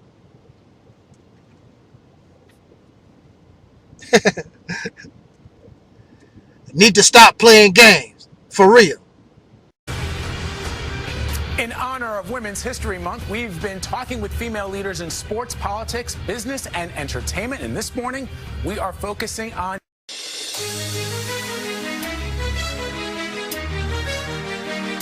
Every Friday during Women's History Month.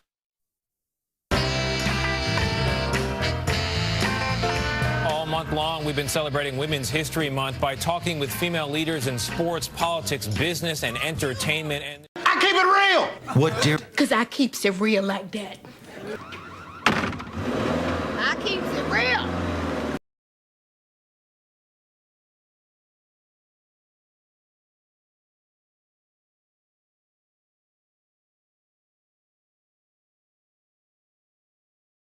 Whoa, don't slip up or get cut. Why not, man? I'm coming for that #1 spot. All right. Woo. Rappers swearing they own top. But I'm coming for that #1 spot. All right, man. Scheme, plot. Say what? I'm coming for that #1 spot. Woo. Hey, keep it going, it won't stop. What you doing, man? I'm coming for that #1 spot.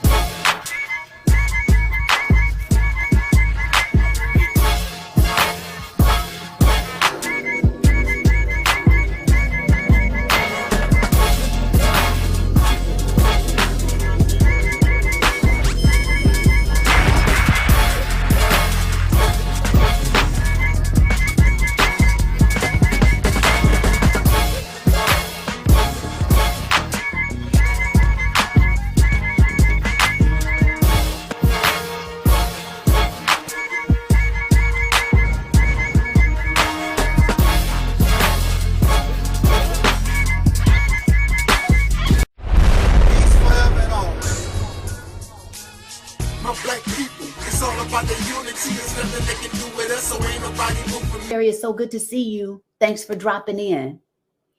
Lauren says, I've been fighting cancer since 2020 using no chemotherapy, holistic medicine, just sheer willpower. Doctors don't understand. No pain meds. Blast. Shoulder brush, man.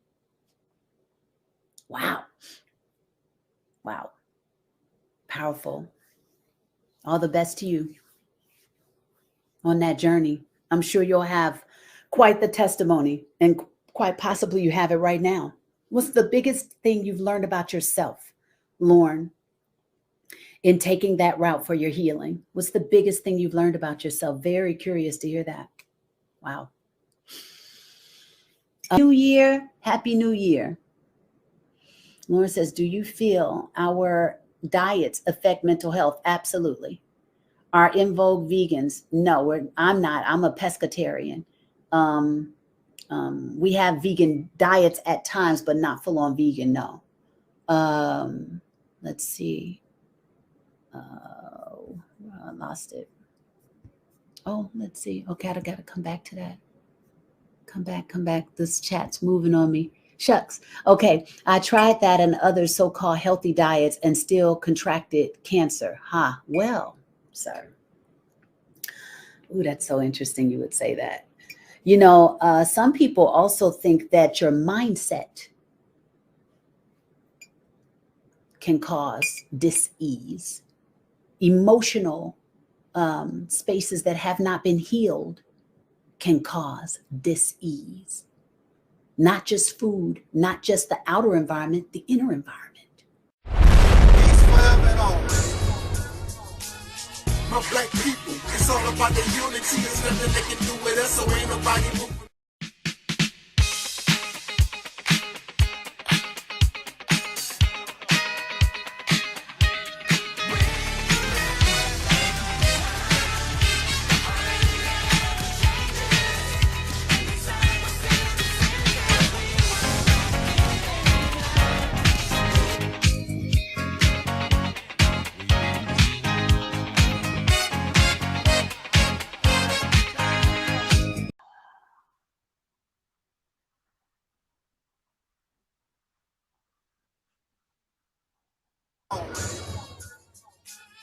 My black people, it's all about the unity. There's nothing they can do with us, so ain't nobody moving.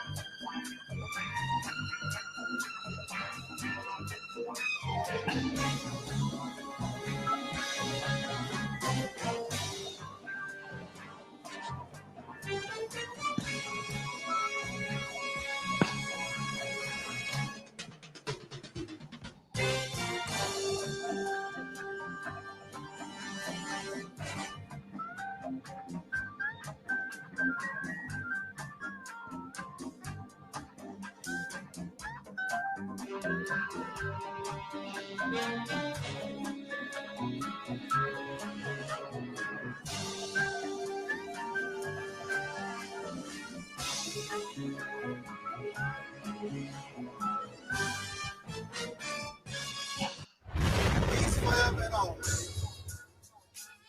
My black people, it's all about the unity. They can do with us, so ain't nobody moving. You couldn't be so. You couldn't be so. You couldn't be so. You couldn't be so.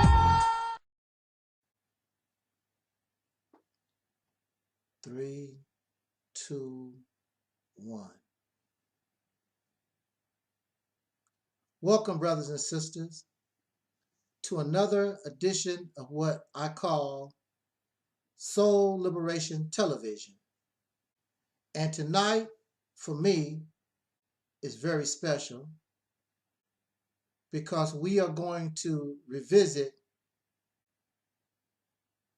12 years ago, the race war of 2028. I'm your host tonight. My name is Micah Ibn'rad. I am the adopted foster child of Taalik Ibn'rad, and I would like to dedicate tonight's show in memory of Angel Snub 7, my father, Taalik Ibn'rad. And just for a few seconds, I would like to just have a moment of silence. A moment of silence for my father, Angel Snub 7, and all those who fought and they died and they sacrificed so that we could be here broadcasting in the manner that we are tonight. So thank you. Could you just close your eyes for a second and hold our heads down just for a minute, and let's just give a moment of silence and memory.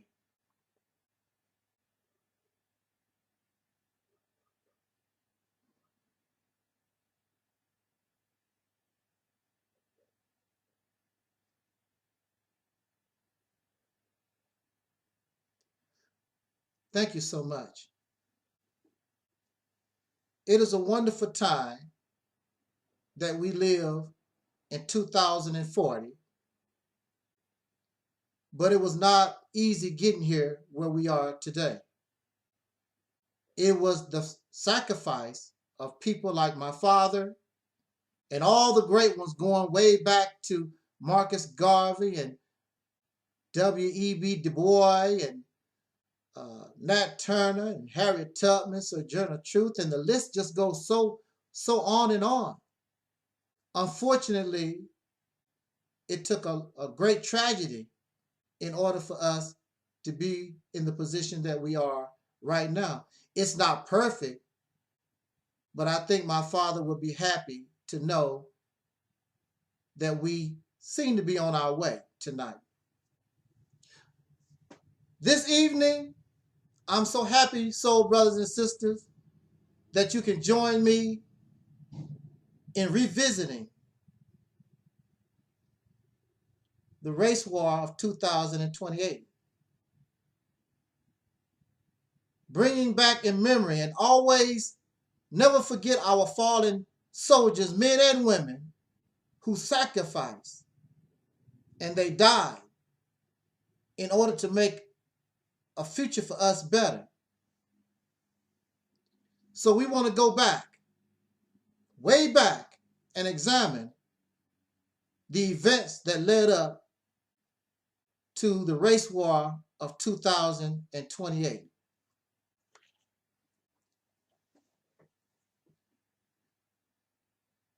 2027, President Donald Trump Jr., he decided to run. As you know, his father was president, and he decided that he would run. And he did run against many odds. And just like his father, nobody didn't expect him to win. And Donald Trump Jr. became president of the United States, 2027. So, when we examine 2027, what was going on, we have President Donald Trump Jr. A world war is looming because of the policies that Donald Trump Jr.'s father started and some of the things that white folks just do in general. As Malcolm X said, chickens coming home to roost. And so now the chickens are all coming home to roost. And the nations of the world have gotten to the point where they have gotten sick of the United States of America, their racism, their bullying, their silly sanctions, depending on their stupid dollar bill. The people of the world, including other European nations, are sick of the United States of America. At the same time, during the Donald Trump Jr. administration, there's a great drought all over the world. There's a drought going on, including the United States of America. There's a water shortage. There's also a food shortage, because without water, you can't grow food. You can't grow the animals. You can't grow the crops that you need in order to feed your people. So now there's a drought and a food shortage. And the drought and the food shortage is making the real people come out, because everybody's surviving. Everybody's trying to live. Your dollar bill don't mean nothing if you can't eat, you can't drink. And because of the policies of the United States in recent years, there's people don't want to, they're not exporting and importing in the United States. And the nation, which during good times pretend to be together, everybody is more divided. The white people are more to themselves. The Mexicans are more to themselves. Of course, the black community, nobody did not want nothing to do with the soul community, so we always been ostracized. But now it's even more. Nobody really wants to deal with one another, because you are sharing resources. There's not a lot of water. There's not enough food. And now the atmosphere full of these toxins from these factories from decades is coming down on the populace lower and lower. And the people are filled more with cancers and sickness. And now it just takes a little something to cause something to pop off. Life for soul brothers and sisters. They say times is changing. Things are getting better. But for the black man and woman, soul brothers and sisters in America, it seems as though, and it is a fact, that things are the same, in fact, even worse. And we are beginning to learn as a people, no matter how much money we make, no matter how much education, no matter what we do, we will never be good enough in this nation. And because of the current drought and because of all the outside elements that's caving in on America, even our celebrities, even those who have money, those who think that this would not have an effect on them, they are being affected. They are seeing that the life they thought they was trying to lead in the hood, it has begun worse. And when America comes into this type of situation, they always need to find a scapegoat. And of course, the first scapegoat has always been soul brothers and sisters. And of course, since the time of Donald Trump Sr., there was an effort by the media, the racist media controlled by the Caucasian people, to paint black folks, dark-skinned people, as sex fiends and criminals and thugs and just savages. And so now it's gotten to the point where these races even attack the grave sites of our celebrities. The tomb of Michael Jackson was destroyed.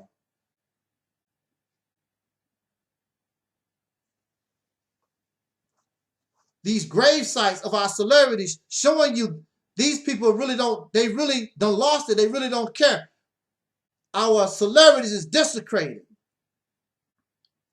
In 2027, there was an effort and somebody actually used a rocket launcher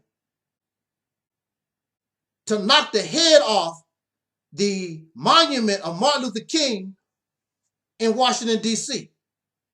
It's still under investigation by, of course, the federal government, but at this time they don't care nothing about that. It's too much stuff going on for law enforcement to care about a statue of Dr. King. In fact, good riddance to bad rubbish. They clean the mess up and make America great again, which is still the war cry by racists and these others. Let's make America great again. 2027, something that probably would lead and would be the catalyst, the beginning of the race war in 2028. Some brothers and sisters influenced by my father's Mississippi campaign actually made a headway. And by 2027, they had established and renamed 2 towns. They had come together and called that town New Africa in the state of Mississippi. And due to the leadership of a brother, Reese Ralahad, Reese and the brothers and sisters took the land and took the resources of those 2 towns, brought them together, created New Africa, Mississippi, and they used the donations and the money they could raise, and it became a thriving environment. In fact, made news all over the world because nobody thought it was possible that savages like the black man and woman in America could actually do something for themselves and thrive without white people. Well, of course, this is the United States of America, but still, Brother Reese and the brothers and sisters who was following his leadership shown the world and themselves and us as a people something proud for us to look at. And that town in Mississippi, New Africa, Mississippi, we as a people, we began to flock down to visit and see what those brothers and sisters was doing. And of course, it made international news. Thriving. The brothers and sisters growing their own food. They had cows and chickens and a meat packing plant and other things. They was taking care of all their different needs there. Barbershop in their town. Their own barbershops and bakeries and all this. They were not depending on the white man for electricity. They had learned how to put up those large things for solar power using the wind. Man, beautiful thing. All over this country. We was very proud of those who were part of New Africa, Mississippi. Then, of course, you always have those who did not like that. And they always was trying to find ways to bring negativity to something that clearly was a beautiful thing for us. There was very little crime, very little problems coming out of New Africa. But living in the United States, you don't have to ask for trouble. Trouble comes to your door when you have dark skin. What could be wrong? What could be wrong with New Africa, Mississippi? I asked my father, and I told my father when I was a little boy, I was adopted by my father and his wife. I said, Daddy, that New Africa, can we go and live there? That's a wonderful place to be, Dad. And my father told me, he said, son, that's a beautiful, wonderful, incredible feat that was accomplished in New Africa. But it's too small. It's not in a position to survive when you have so much that's against us. I'm like, Daddy, what do you mean by that? My father told me that even though New Africa was a wonderful, beautiful thing,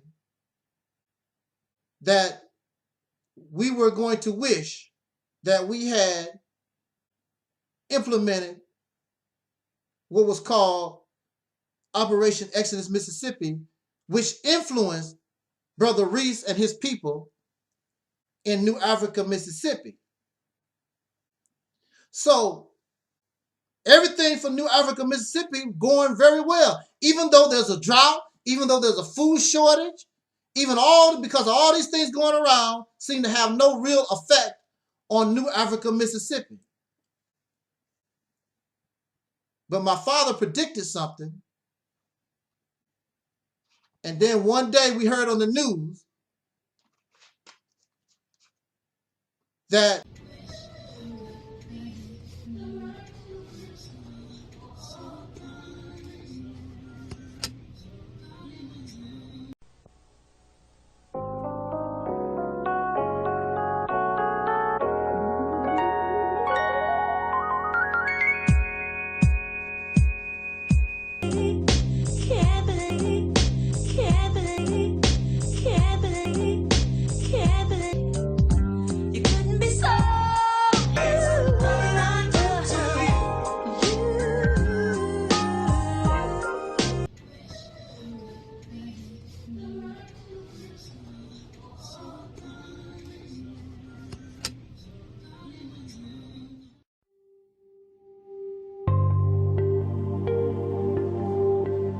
Hello YouTube, this is Tangelica the Black Sheep.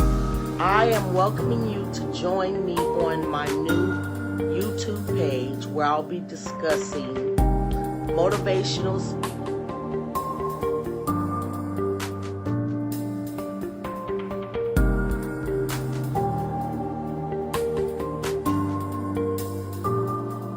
What's up, you guys? My name is Josiah, and I'm the son of the creator of this YouTube account, and my mom. So I just wanted to tell y'all to go to YouTube and type in Tangelica story. So it's like a 6-minute video, it's not too long. But just type in Tangelica story. So that's TANJALIKA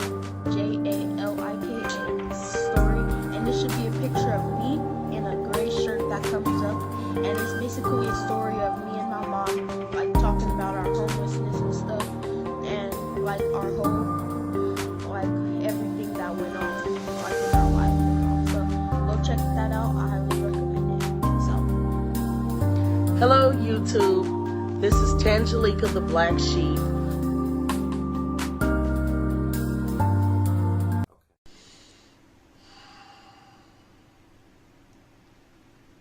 In the name of my ancestors,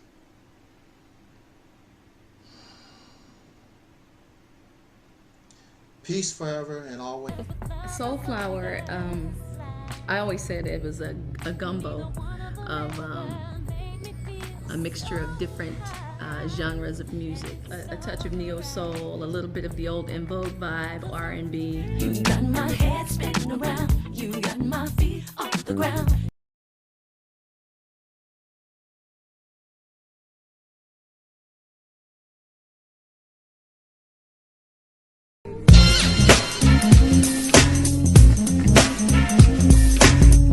Still today in 2004 has a contemporary edge to it, and it's in vogue.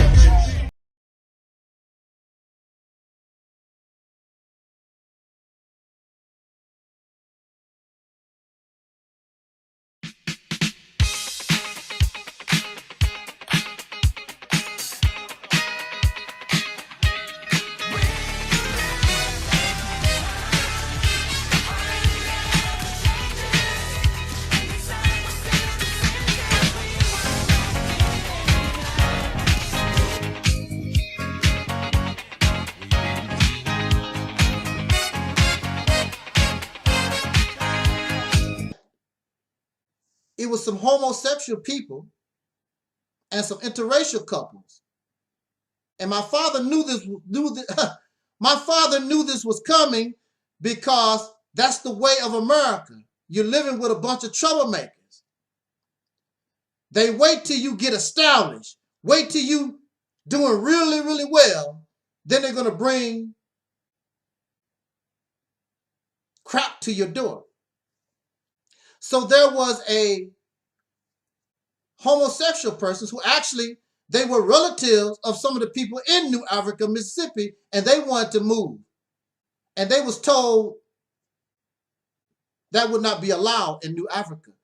A part of the New Africa community was they did not accept those who were lesbians and gays, and part of their policy in that community was they did not accept interracial couples in New Africa, Mississippi.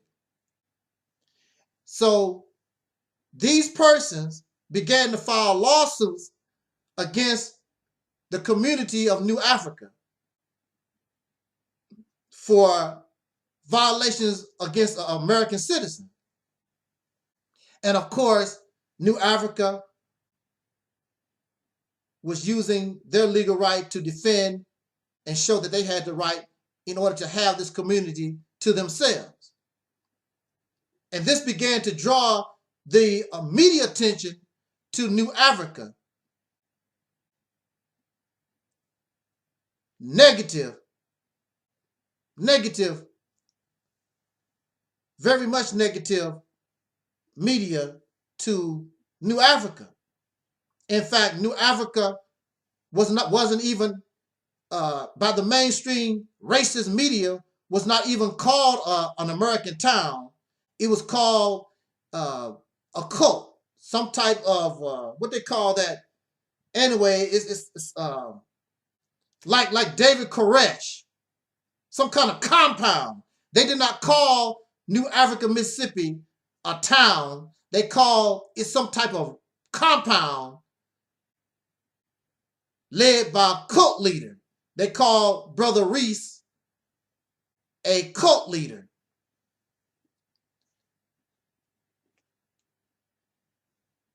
One of the followers or one of the residents of New Africa made charges to law enforcement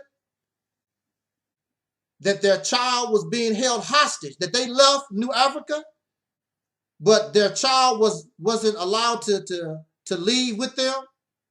And they also alleged that there was child abuse and other abuse in that community. And so this brought in the federal government and state and local authorities.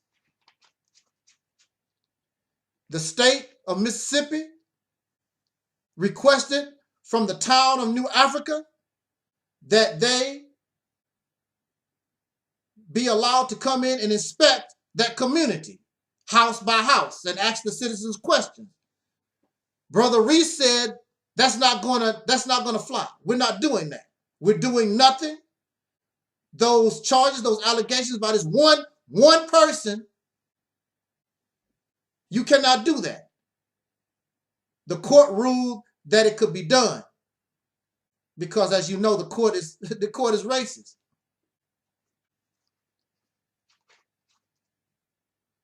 Under Mississippi law, all allegations of child abuse must be investigated. And Brother Reese said, we're not going to allow you to come here and try to dismantle what we've built.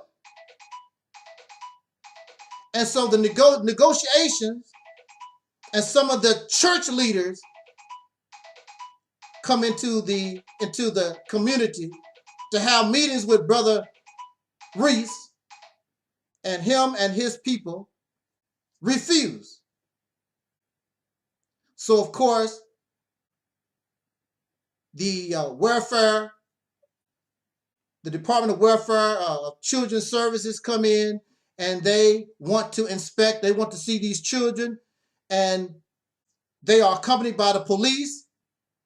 And again, they are met with Brother Reese and his people saying no. And when Brother Reese, wink, wink, when they refused, as they was building this community, they fortified the community with different ways in order to defend themselves against an attack. And so just like Waco, Texas, and just like Ruby Ridge and some other places in the United States, began the standoff of New Africa, Mississippi. And this went on for a little while, the negotiations, and of course, the position of New Africa is no compromise. There was no compromise. And so soon the National Guard is brought in to back up the local police. And as you know, those of you who was living during that period of time, you know that this did not end very well. I believe that the first thing the enemy started doing, they torn down their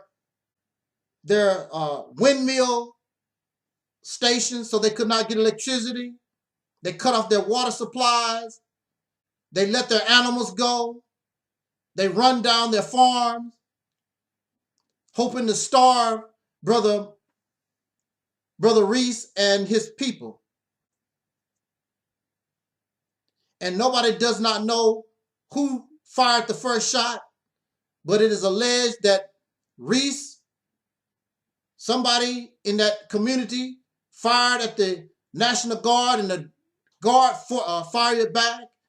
And there was, of course, the gun battle, and they even had a tank, and the tank shot shells right into the middle of the community. Many people died and was injured.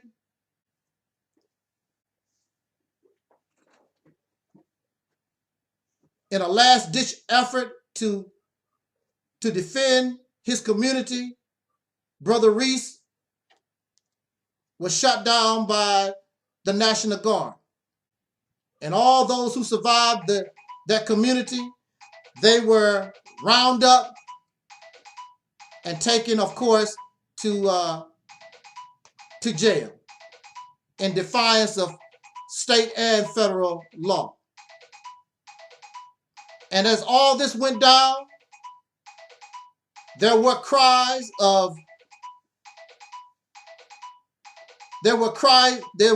out, of course, from the Black community. But like I told you, the racists had painted New Africa, Mississippi as some type of cult. And before they actually began to make moves on New Africa, Mississippi, they began to use their media to paint New Africa as a cult. And so even though there were voices in the black community that did speak out against this atrocity and what the government was doing, nobody really took action because it was like you were supporting David Koresh, you know, that type of thing. But my father said he had predicted something like this would happen.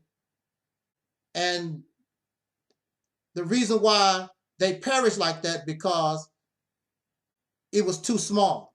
It was too small against something that was very, very big. You have to be big in order to deal with something that's big.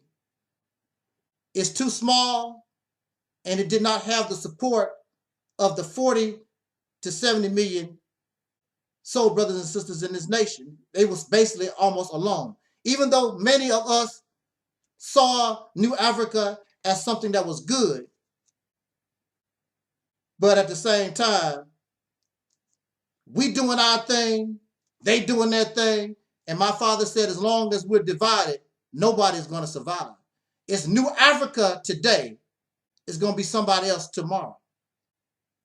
After the destruction of New Africa, the racist Congress, aiming, of course, using law always against black people, passed a bill to give the death penalty even in minor crimes because of the food shortage, because of the drought and things of this nature, stealing from and whatever. And of course, our people being in the most desperate situation, they knew they could round up a lot of us and begin giving us the death penalty for stealing a piece of Kentucky Fried Chicken. So in 2027, it's getting worse and worse for us. But now, as you know, for the longest, we've been told that don't worry, things will get better. We're progressing. Have I described anything that sounds like it's progressing? Sooner or later, brothers and sisters, something got to give. Something, it just can't continue this way. So July 4th, 2028, something that would cause and create the circumstance that would bring about the race war of 2028. A soul family, a father, mother, and 3 or 4 children, July 4th, 2028, in New York, believe it was Queens, just celebrating the 4th of July like any American family, right? Okay. Suddenly, they were attacked by the New York City Police Department. Tear gas, automatic weapons. The family didn't even have a chance to identify or say, why, what's going on? They were just raided. And the father just having a barbecue spatula in his hand, gun, shot down dead immediately. A case of mistaken identity, but clearly you can see these are children, and the children shot down. A whole family of black people shot down. The mayor and the police chief of the state of the city of New York say that it was a case of mistaken identity. And the culprits they was looking for are so dangerous that the officers they were already taught or trained You know, do what you have to do. Don't ask no questions. The people they were looking for, they claim to be extremely dangerous. But now they know that this was an innocent family. And you don't see any remorse or anything. And the police said the same thing they always say. We was just doing our job. This was not dark. This was broad daylight, brothers and sisters. A whole family of 5, a mother, a father, children. Think a family of 6, perhaps. Outrage from the soul community all over the country. Protests. You know how we do. Some of us want to take up arms. Some of us ready to go to war. But of course, you got the preachers and all these other folks. Calm down. Y'all know how we do it. Calm down. Let the wheels of justice. There's no doubt. We're going to get justice. This is broad daylight. A family of 6. We're going to get justice. You don't have to worry about it.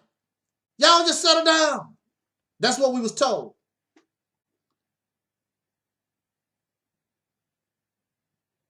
July, August, September, October. And the verdict comes in. And the jury finds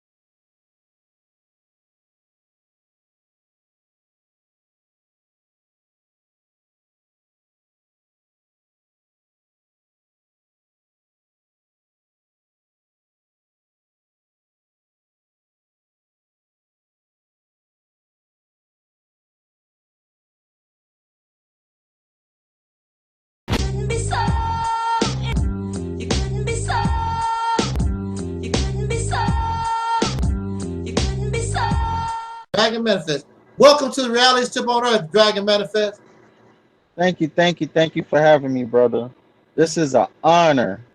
When I first saw your channel, I said, oh, this is an ancestor that has most definitely returned. Yes, most definitely. This is not a new ancestor. This is an old ancestor. You could hear, you could feel the ancestors through you. You know, most people probably say, what is he talking about? Right. They don't get it. You gotta be on that level. If you say that I'm divine and I'm a prophet, where the hell did your ass go to? Why aren't you heeding the call?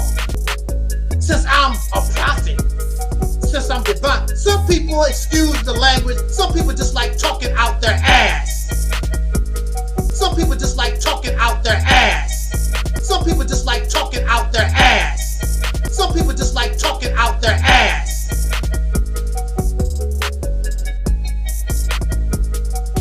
That's what they like to do. Peace forever and always.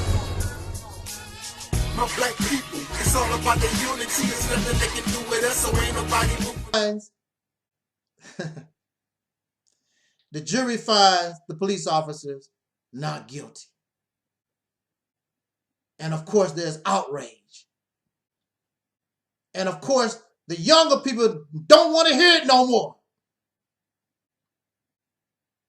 The young people don't want to hear it no more, to the point where the grave of Jesse Jackson Sr. was desecrated. Of course, the neighborhoods start going up in fire. But then all of a sudden it gets quiet.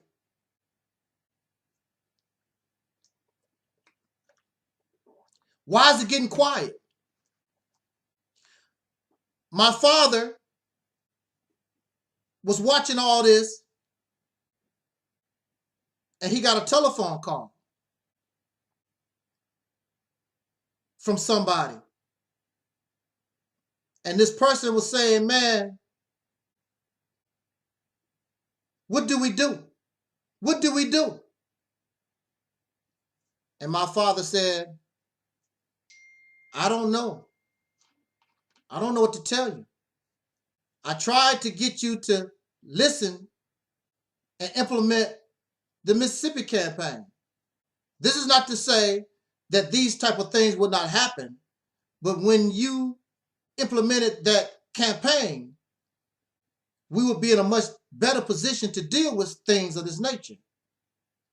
And now, but if you want to listen, I have something that we can do. And my father looked at his wife, and my father looked at me. And my father is now in his 60s, going on 70 years old. And he told my mother, I'm too old for this, but I have to do this for them. They were hard-headed. They did not listen. But they don't know what to do. If I don't help them, they don't have a chance. Because after this, they're going to put themselves in a position where surely they are going to be slaughtered wholesale and exterminated. And that'll just be the end of it. That includes my son. And he looked at me. And he told my mother, well, it's time for me to die. And my mother just didn't even trip off of it. She was like, I know. And I'm like, what? Daddy. So what a lot of people don't know is my father, when the Mississippi campaign was rejected, he just stayed in the cut. And there were some brothers he stayed in touch with who weren't ready to play no games. And now this was no time to play games. And the people, because they lost everything. There's a drought, there's a food shortage. You ain't got nothing. Your car don't mean nothing. Your money don't mean nothing. Your education don't mean nothing. Nothing. You don't have nothing to lose. It's come down to you don't have nothing to lose. So my father had a plan for them. And you can't depend upon me, because when they find out, and they will find out because you have Negroes that will sell you out, they will find out. When they kill me dead, you must be able to understand what to do to continue this war, this fight. And so actually, the murder of that family started the race war of 2028. And my father and these other brave brothers and sisters, in fact, really, the soul community had gotten to the point we were ready to go to war, all of us. We were not divided. We knew where everybody stood. This is it. The majority of us, we knew. This is what my father told the fighters, those who were ready to do what it was necessary. They say, brother, what do we do? He said, look, whatever arms that you can get, You get them. You get them. But this is what I want you to do. We're going to play it smart here. Do not hurt civilians. The white people will kill us. The white folks will kill us. These racists, this government, they will kill us. But we do not kill them. We don't go out and murder folks for no reason. We don't become terrorists. Don't do that. Only in certain situations where you must defend your life, then you defend yourself. But we do not go out and hurt civilians, because in the eyes of the world, we will look like terrorists. Just run around murdering people because they white or whatever. You don't want that. We need the eyes, we need the world, we need the attention of the world be brought on us to show the devilishment, the racism, the evil that's going on in this country. So when they talk about we are domestic terrorists, the first question that needs to be asked, who have we killed? Who have we murdered? But look at them. How many of us have they murdered? How many of us have they killed? We don't want that. We want to play things smart. You don't have nothing to lose. So we do minor things, and we want to fill the prisons and the jails. Since they want us in prison, since they want us in jail, let's go. Take your whole family, go to prison, go to jail. This is the strategy to lead, that's going to lead you to the promised land that Dr. King talked about. You got to play it smart. You're dealing with an enemy that's more powerful than you. You cannot deal with this enemy straight up. You don't have the firepower. You do little things. Okay, y'all want to play games with us? Then let's play the game. This is what you have to understand. When it comes to winning or losing a war, this is what you have to understand. The loss or the win is based on what you want. The South during the Civil War could be considered, they lost the war. But at the same time, look how they was treated after the war. They were treated like with kid gloves. The federal government was real careful how they treated the South because they did not want another war. And this is what we must do. Put ourselves in a position so that these suckers, you don't want to mess with us again. We have never put an ass whooping on them.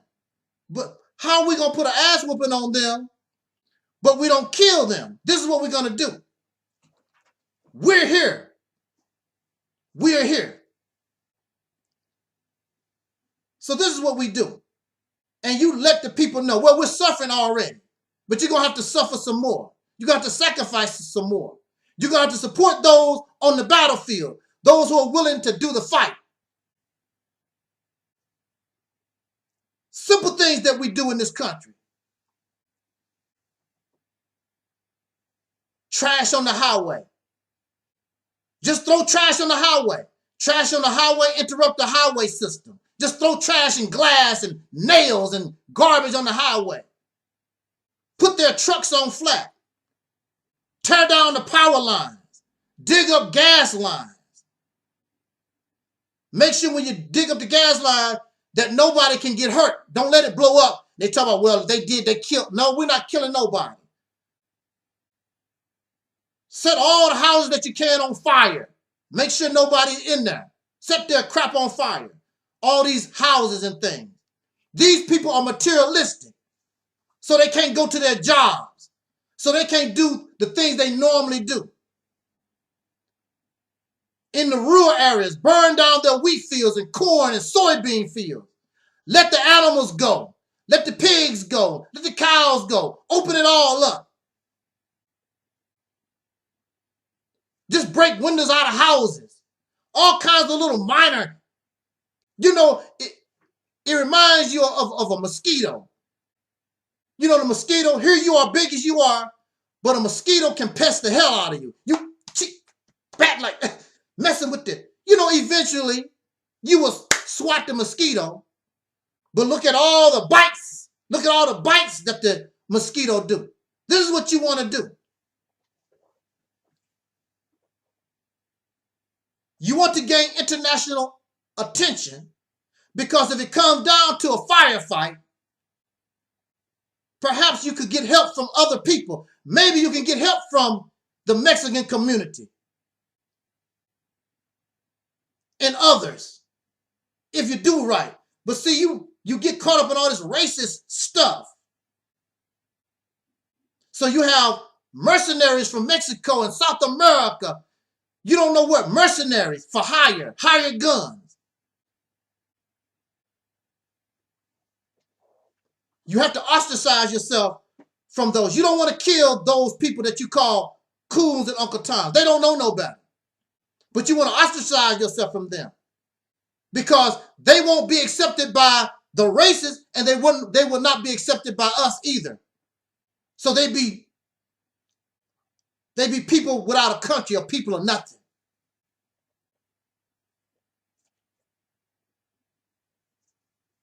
And of course, you know some of these Negroes going to be on the side of the racists, part of the police department, part of the military, out to murder us.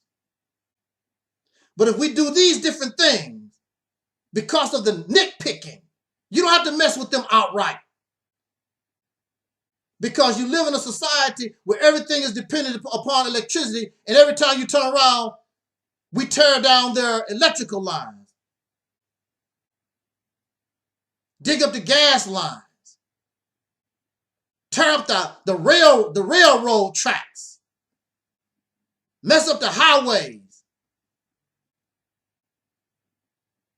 If you get dynamite, blow up, don't have to blow up the whole bridge, just make it where it's unsafe for cars and trucks to go across. All kinds of little stuff like that. And we will continue to do that, and you keep doing that until these bastards say, all right, look, okay, let's talk. Let's talk. And so my father and the other brothers, that's what they done. And many black folks went to jail. Many black folks went to prison, and the prison is already overcrowded, and they didn't know what to do. And you might have electricity, and you might not have electricity, and your car might be ready to go. It might be on flat. Somebody will siphon all the gas out of it, all kinds of stuff. And it's just all this going on. There's no peace. If black folks can't live in peace, nobody is going to live in peace. And nobody is out here telling the brothers and sisters, calm down. No, we got to do what we have to do. And should have done it a long time ago. And actually, we wouldn't even have to be going through something like this if we had implemented Operation Exodus Mississippi, because it put you in a better fighting position.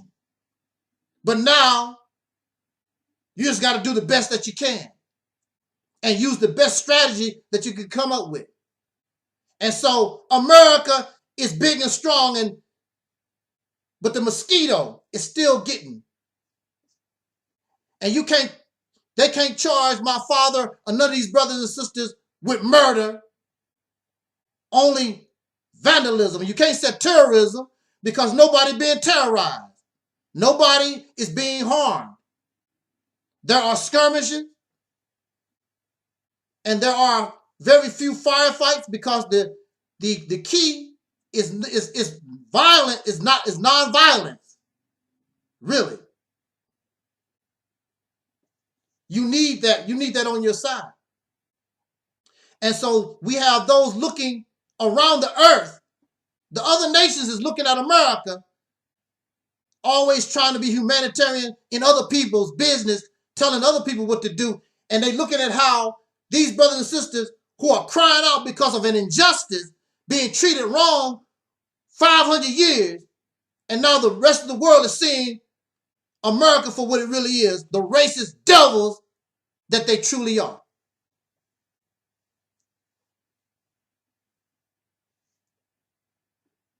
It got to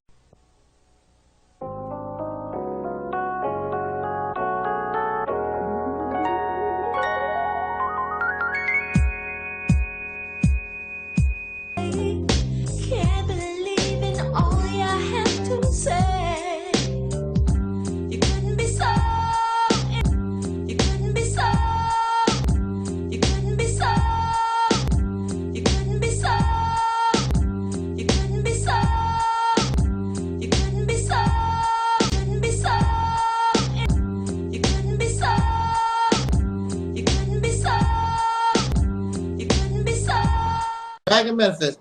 Welcome to the Realist Tip on Earth, Dragon Manifest. Thank you for having me, brother. This is an honor.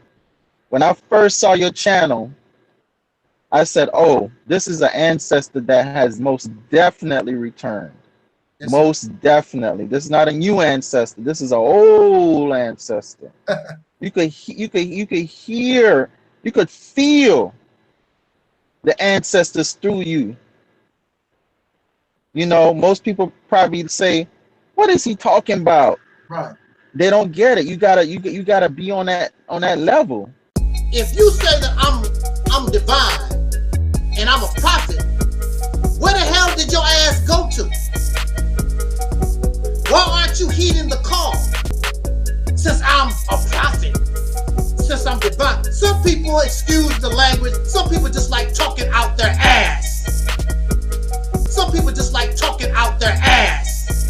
Some people just like talking out their ass. Some people just like talking out their ass.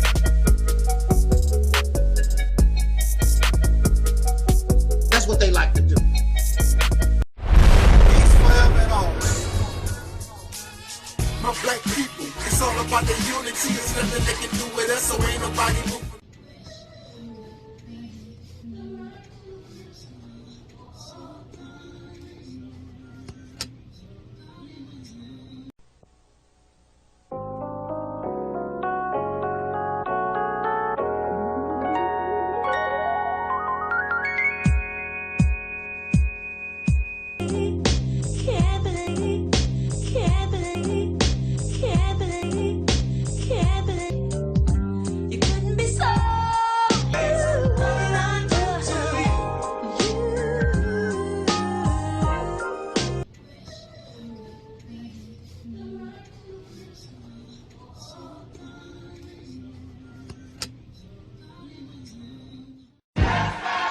So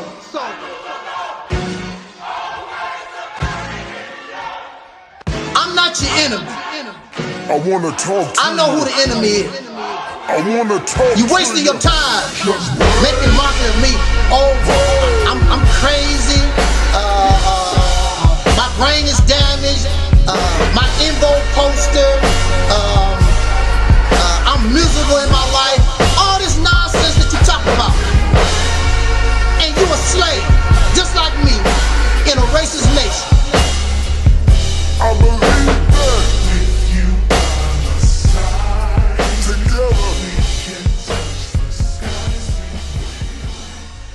Fucked up too is when you talk proudly about black women, everyone gets upset. Everyone gets mad. Because the hatred of black people is so ingrained that if I go, black women are amazing. Well, you're being racist. What the fuck? Does that even make any sense? That doesn't even make any sense. Black women are the shit. They age the best. They got the best bodies. You motherfuckers age early. Fuck you. You feel me? And you copy everything from black women. You dance like them. You talk like them. You ever see other races when girls want to get an attitude? They do this shit. They go, I see Asian girls doing it. I see Latin girls. It's black women shit. Right? Yeah. You get everything from black women. Even gay white men steal shit from black women. Girl, honey. The fuck out of here. Black women are the trend. To the point where President Donald Trump Jr. got to the point where he was making a speech and he couldn't even hold back no more. And he basically said, we got to do something about these niggas. That's what he said.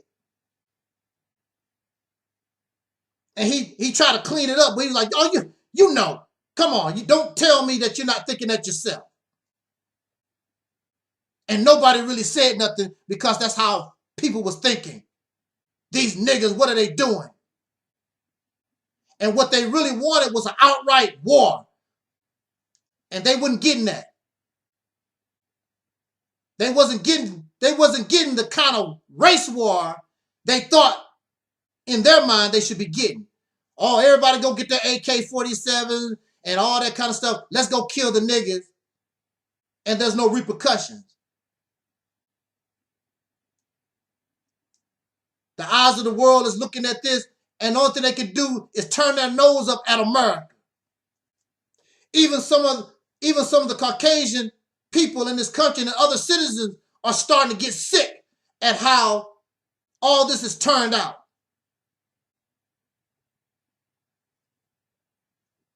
And one thing that happened that make this whole thing turn around is one day, myself and my mother, we were just watching TV.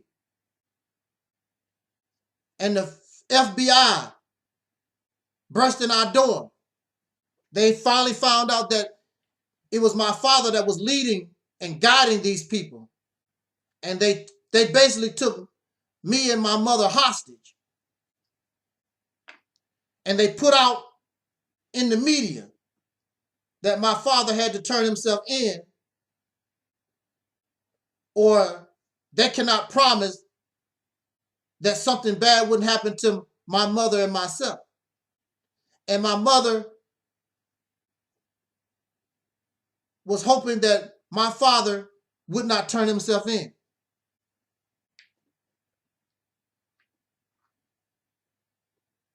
My father decided to turn himself in to save us.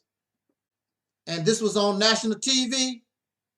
And my father was trying to give himself up. He had no weapons or anything like we normally we don't do. He didn't have no weapon. The only thing they could really accuse the people they was calling domestic terrorists with vandalism. Nobody was being murdered. Nobody was being killed. Nobody was being terrorized. Just the infrastructure. The way of life was being disturbed. My father came out to give himself up.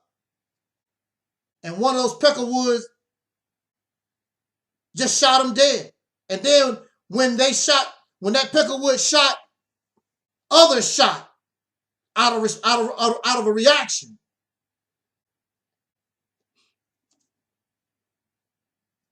And my mother and myself and my mother, we watched my daddy gunned down right there on national TV. And even the Uncle Tom cats, the ones y'all call Uncle Tom Cool, even they had to speak out. That was just outrageous. It was just outrageous.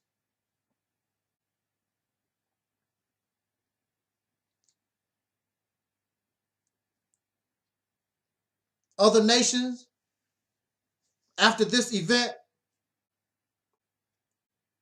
made threats against the United States. America had a race war basically going on in the side. They cannot protect the borders. Countless people was coming inside the borders of the United States. And President Donald Trump Jr. was given an ultimatum from the world, really. You will cease and you will desist. China and Russia, other nations in Africa, all over the world, told the United States, you're going to stop right now. And of course, the racists try to be tough and whatever, but they went through negotiations. And now we are living in a place after this race war. Many suffered, many died.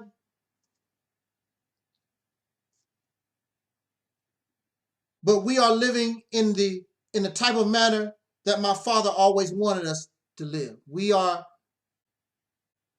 established our own state and states here in 2040. There's a different president today who is now looking not to have something like this happen again in order to save this United States of America.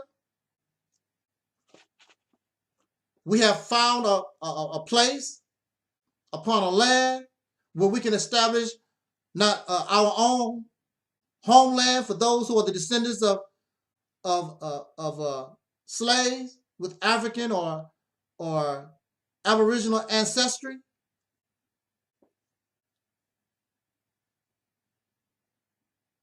It's been a long, long road.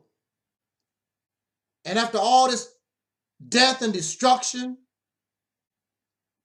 because of all this and how this went down, and we knew that the only people we could depend upon really was ourselves. It took all this death and destruction and all these things to happen.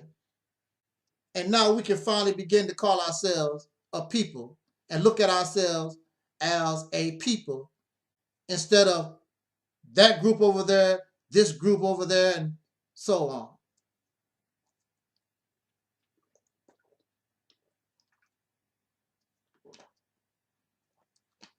There are now laws on the books created by soul brothers and sisters that white people obey. For hundreds and hundreds of years, there was not one law, there was no kind of policy that white folks or anybody had to obey that was created by dark-skinned people, soul brothers and sisters. Now we do. We got laws on the books. And Caucasian people have to obey the laws created by dark-skinned people. And these things, it's not like they really wanted to, but if they wanted to survive, you can't. America is bad.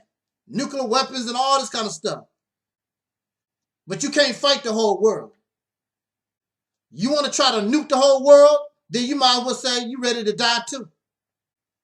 So if you want to live, all of us want to live. Like Spike Lee said, have to learn how to do the right thing. You have to try to do it. So now, here we are, 12 years from what was called the race war of 2028. And I just want to bring remembrance and tell that story and revisit, and we tell our children and our children's children about the brave men and women. Unfortunately, they could have done something much better, but they didn't. But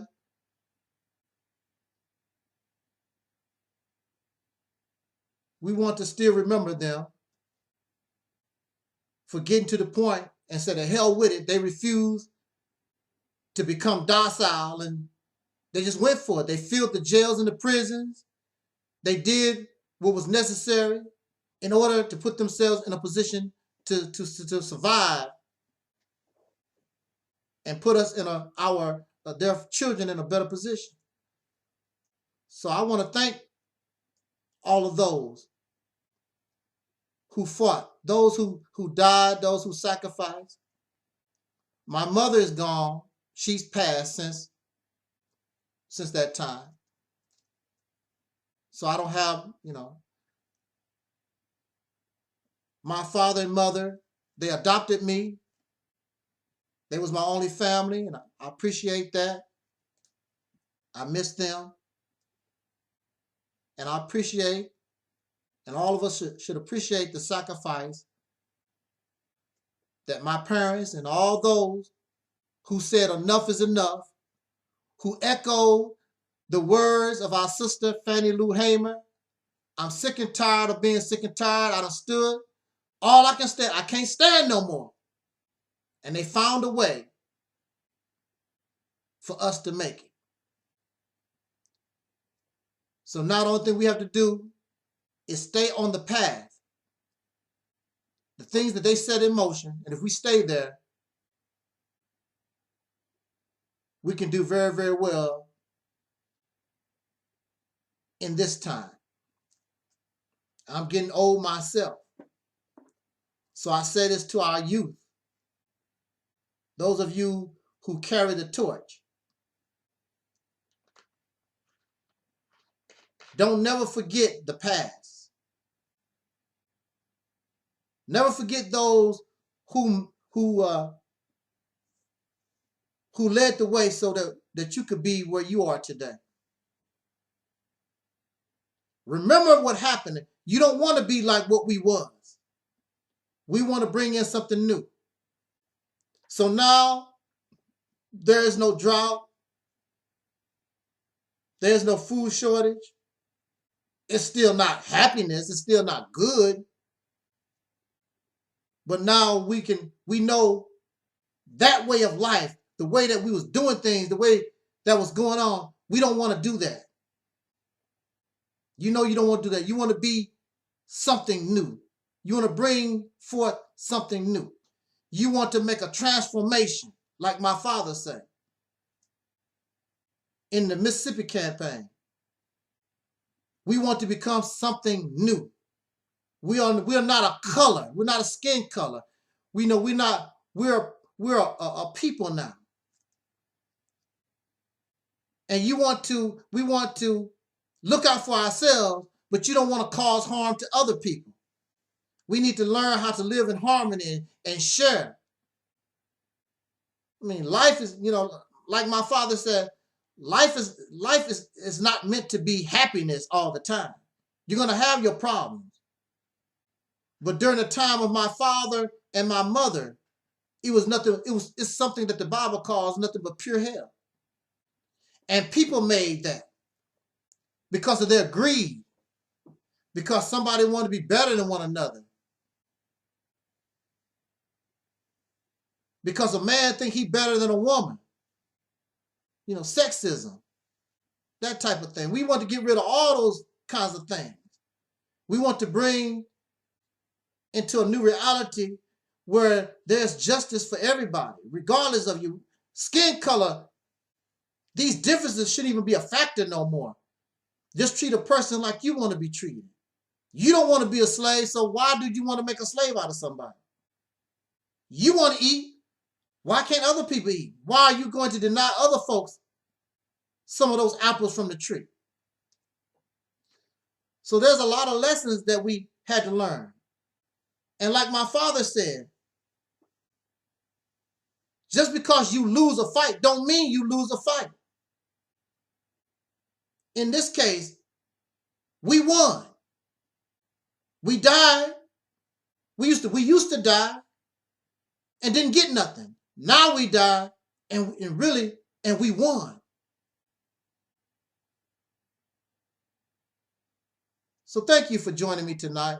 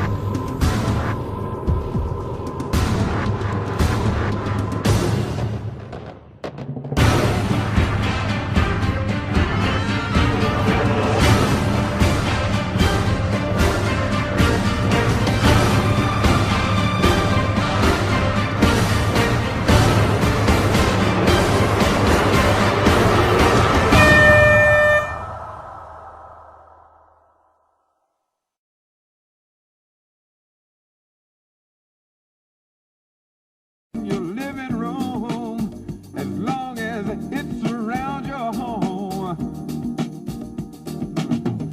Send love to Brother Tyler, but after all is said and done, too bad. And go to Louisiana, you're the one. We're here. I can't tell a man not to defend himself. Not at this late stage. Can't tell a man he ain't got no right to nowhere. Not in this day and age.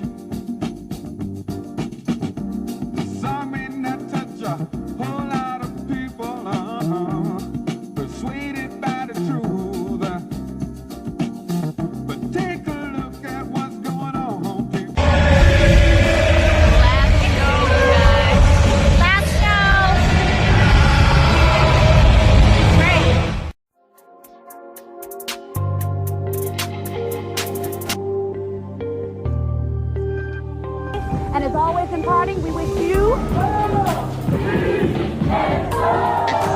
Come on and jam with us next week on these same stations, and you can bet your last money it's all going to be a Stone Gas, honey. I'm Don Cornelius, and as always in parting, we wish you love, peace, and sound.